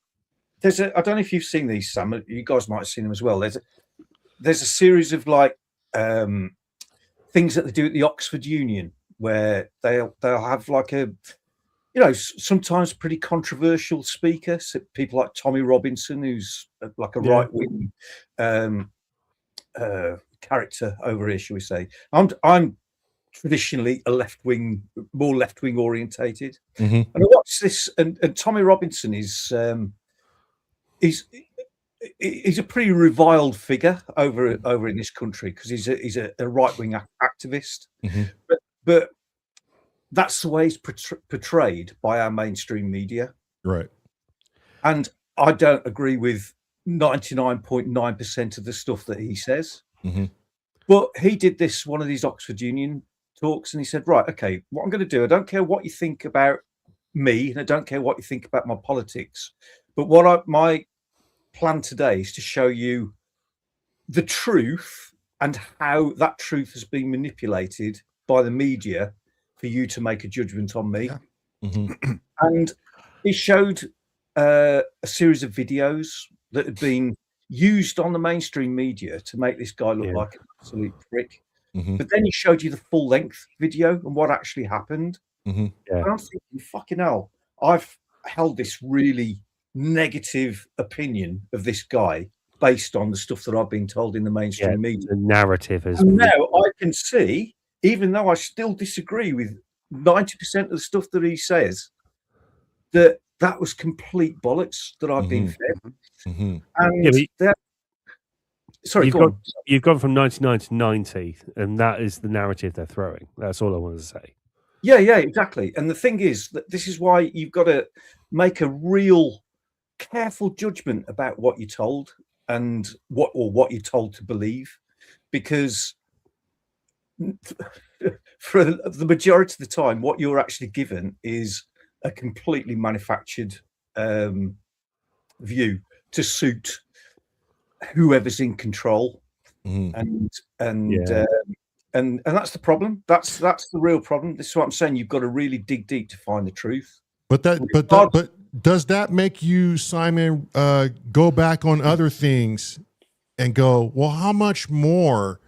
Oh yeah, lots of things that fucked me over. Yeah, loads of things. My view on the way this world is run and the way that I form an opinion about other people has completely changed over the last 10 years. Because I'll be honest. Before I just went along with everything. I just went along with the the sort of majority, and right, okay. I was a massive Jeremy Corbyn supporter. I don't know if you know, you American guys know. I am too. Don't you worry. Right. So Jeremy Corbyn was the leader of our opposition up until, was it 2019? Mhm. Yeah, something like that. Yeah. And the guy is basically, he's just not like any other politicians in this country. There's a lot of stuff that he says and a lot of his beliefs that, to be honest, I don't agree with. But for an honest and principled person, he is without doubt one of the finest politicians we've got over here.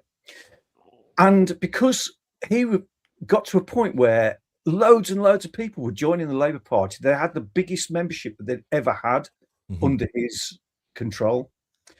And the establishment realised that, fuck, if we don't do something about this, this guy's going to end up being the Prime Minister of the UK. He's our Bernie Sanders. I know. Yeah, exactly. It's exactly that. He's okay. Bernie Sanders. Yeah. I looked him up. I recognize him. I know exactly. I know who you're talking about now. And what they did was they basically created this situation where he was branded as an anti-Semite. Right. It's more than that. And they gerrymandered. Yeah. They ruined our constituency's borders, Right. so that it ended up being a Conservative win. Because I know for a fact that Exmouth, where Doak is from, is 10 miles out from here, if that. But Exmouth's constituency goes literally about 3 roads that way. It's like, what? We're in Exeter. We are the fucking city centre. Fuck off. Yeah. Yeah, so they gerrymandered as well. It was dirty, dirty fucking politics. But and the anti-Semite shit was bullshit as well. Total and utter bullshit.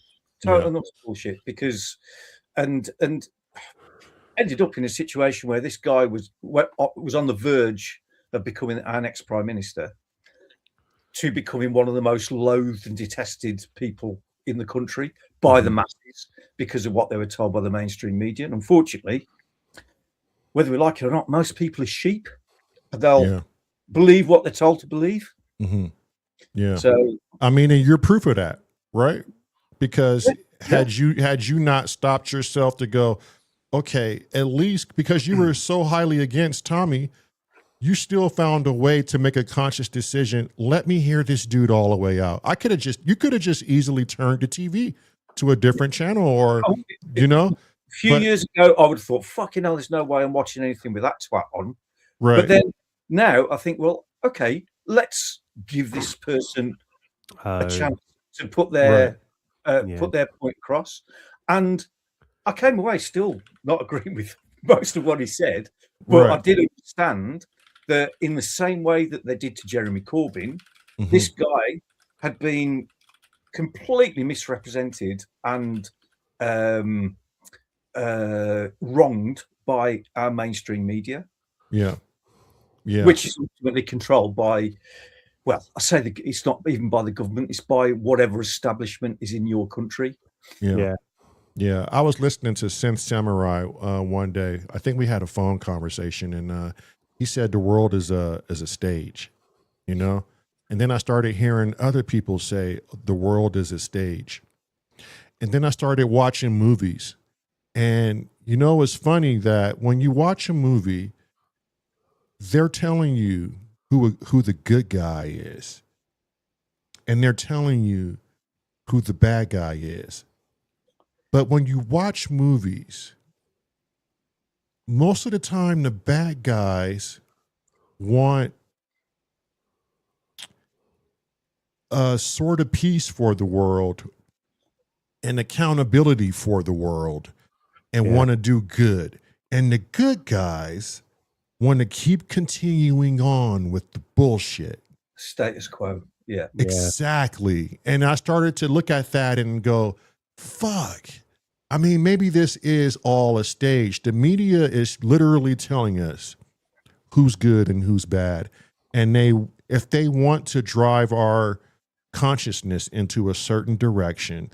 Fucking hell, they are masterful at this fucking game because they've accomplished it. They've accomplished a literal left and a right wing party, and they want you to pick a side. They don't want you to have your own mind. They don't want you not to follow this grandiose plan. They literally want you on one side or the other because far in the foreground or far in the background is what's really going on. And as long as we can keep both teams' eyes on this fucking monkey fucking the football, we can pull off whatever the fuck we want. And no one's going to question it, except for when you get on shows like this. And it makes you wonder, shows like this that only have 25 people following on what we're saying. It's no wonder why. Like, you would think shows like this would have tons of people trying to search out something that is balanced, something that it lets people know I'm not the only one who's seeing this shit.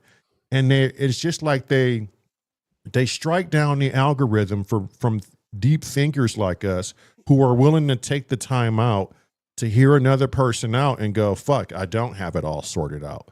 Or fuck, yeah, maybe I was missing a few things. Or maybe I didn't think about that through and through, you know? It all seems planned. We're using a monopoly right now to talk to each other.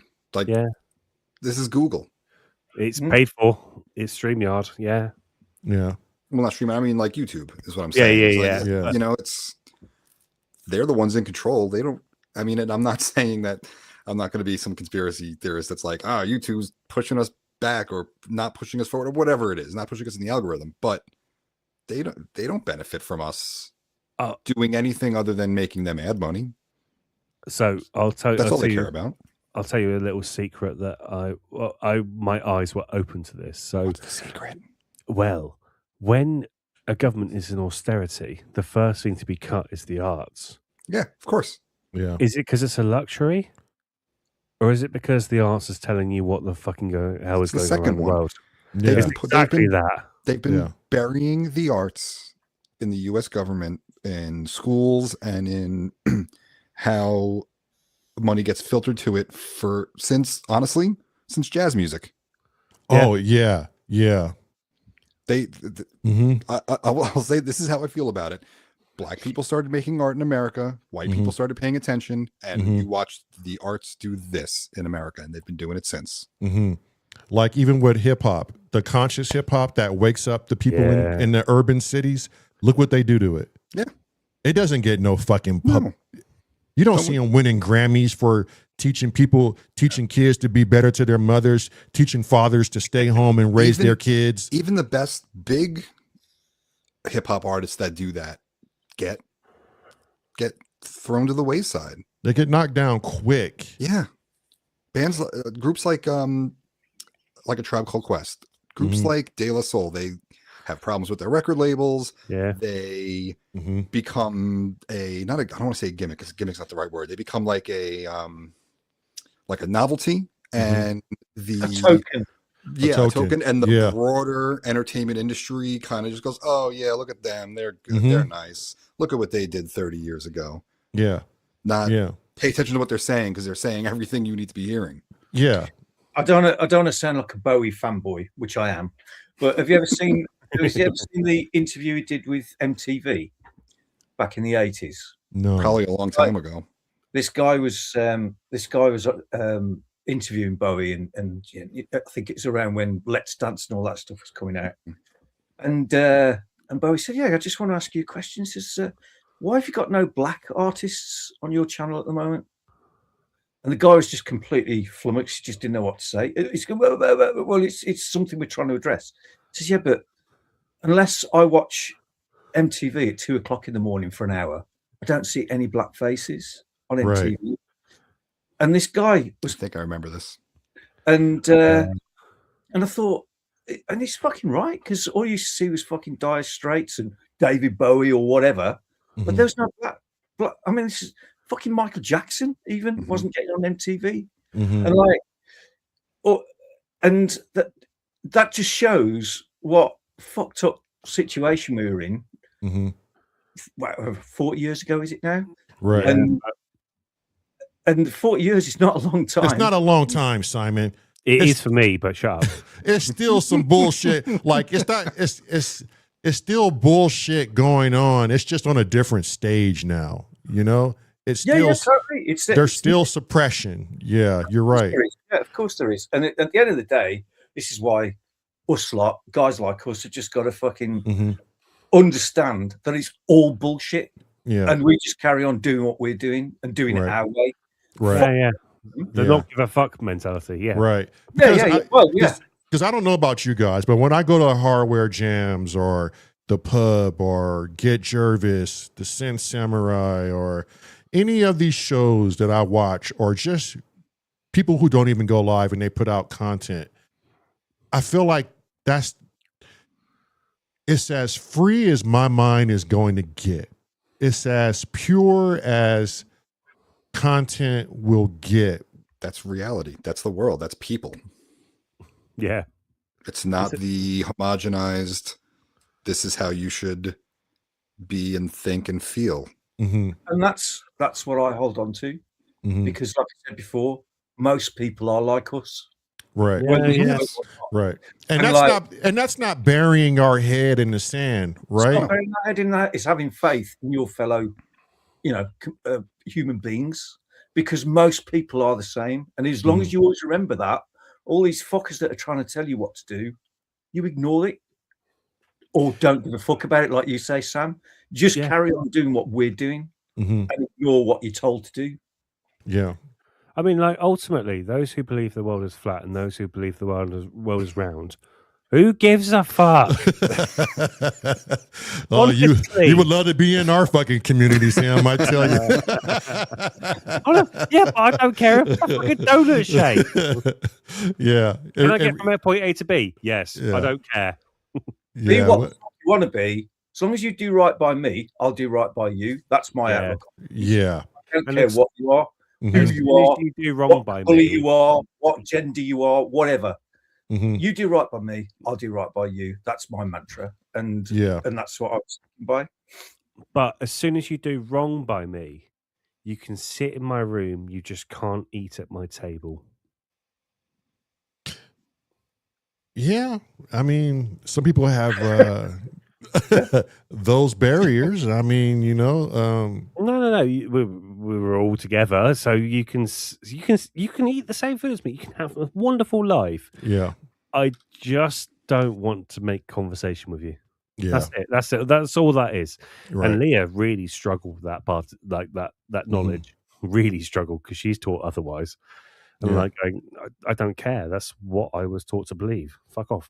Dr. Sint's got it right, Manny. Make music and carry on. Yeah, man. Yeah. Do more jams. Yeah. If you just, if you keep it simple, but at the same time, we all know where to go to ease the pain, right? Because that's essentially what we're doing, is easing the pain of life, because we can bear witness to what it can be if you don't have a stemming system, if you don't have a release, if you don't have an out. And I think that's why I stuck with YouTube and not just did that 365 and completely walked away from YouTube, because that's what I wanted to do, believe it or not. I just didn't want to come back. But there are so many things where I could use this as therapy and talk with my friends. You know?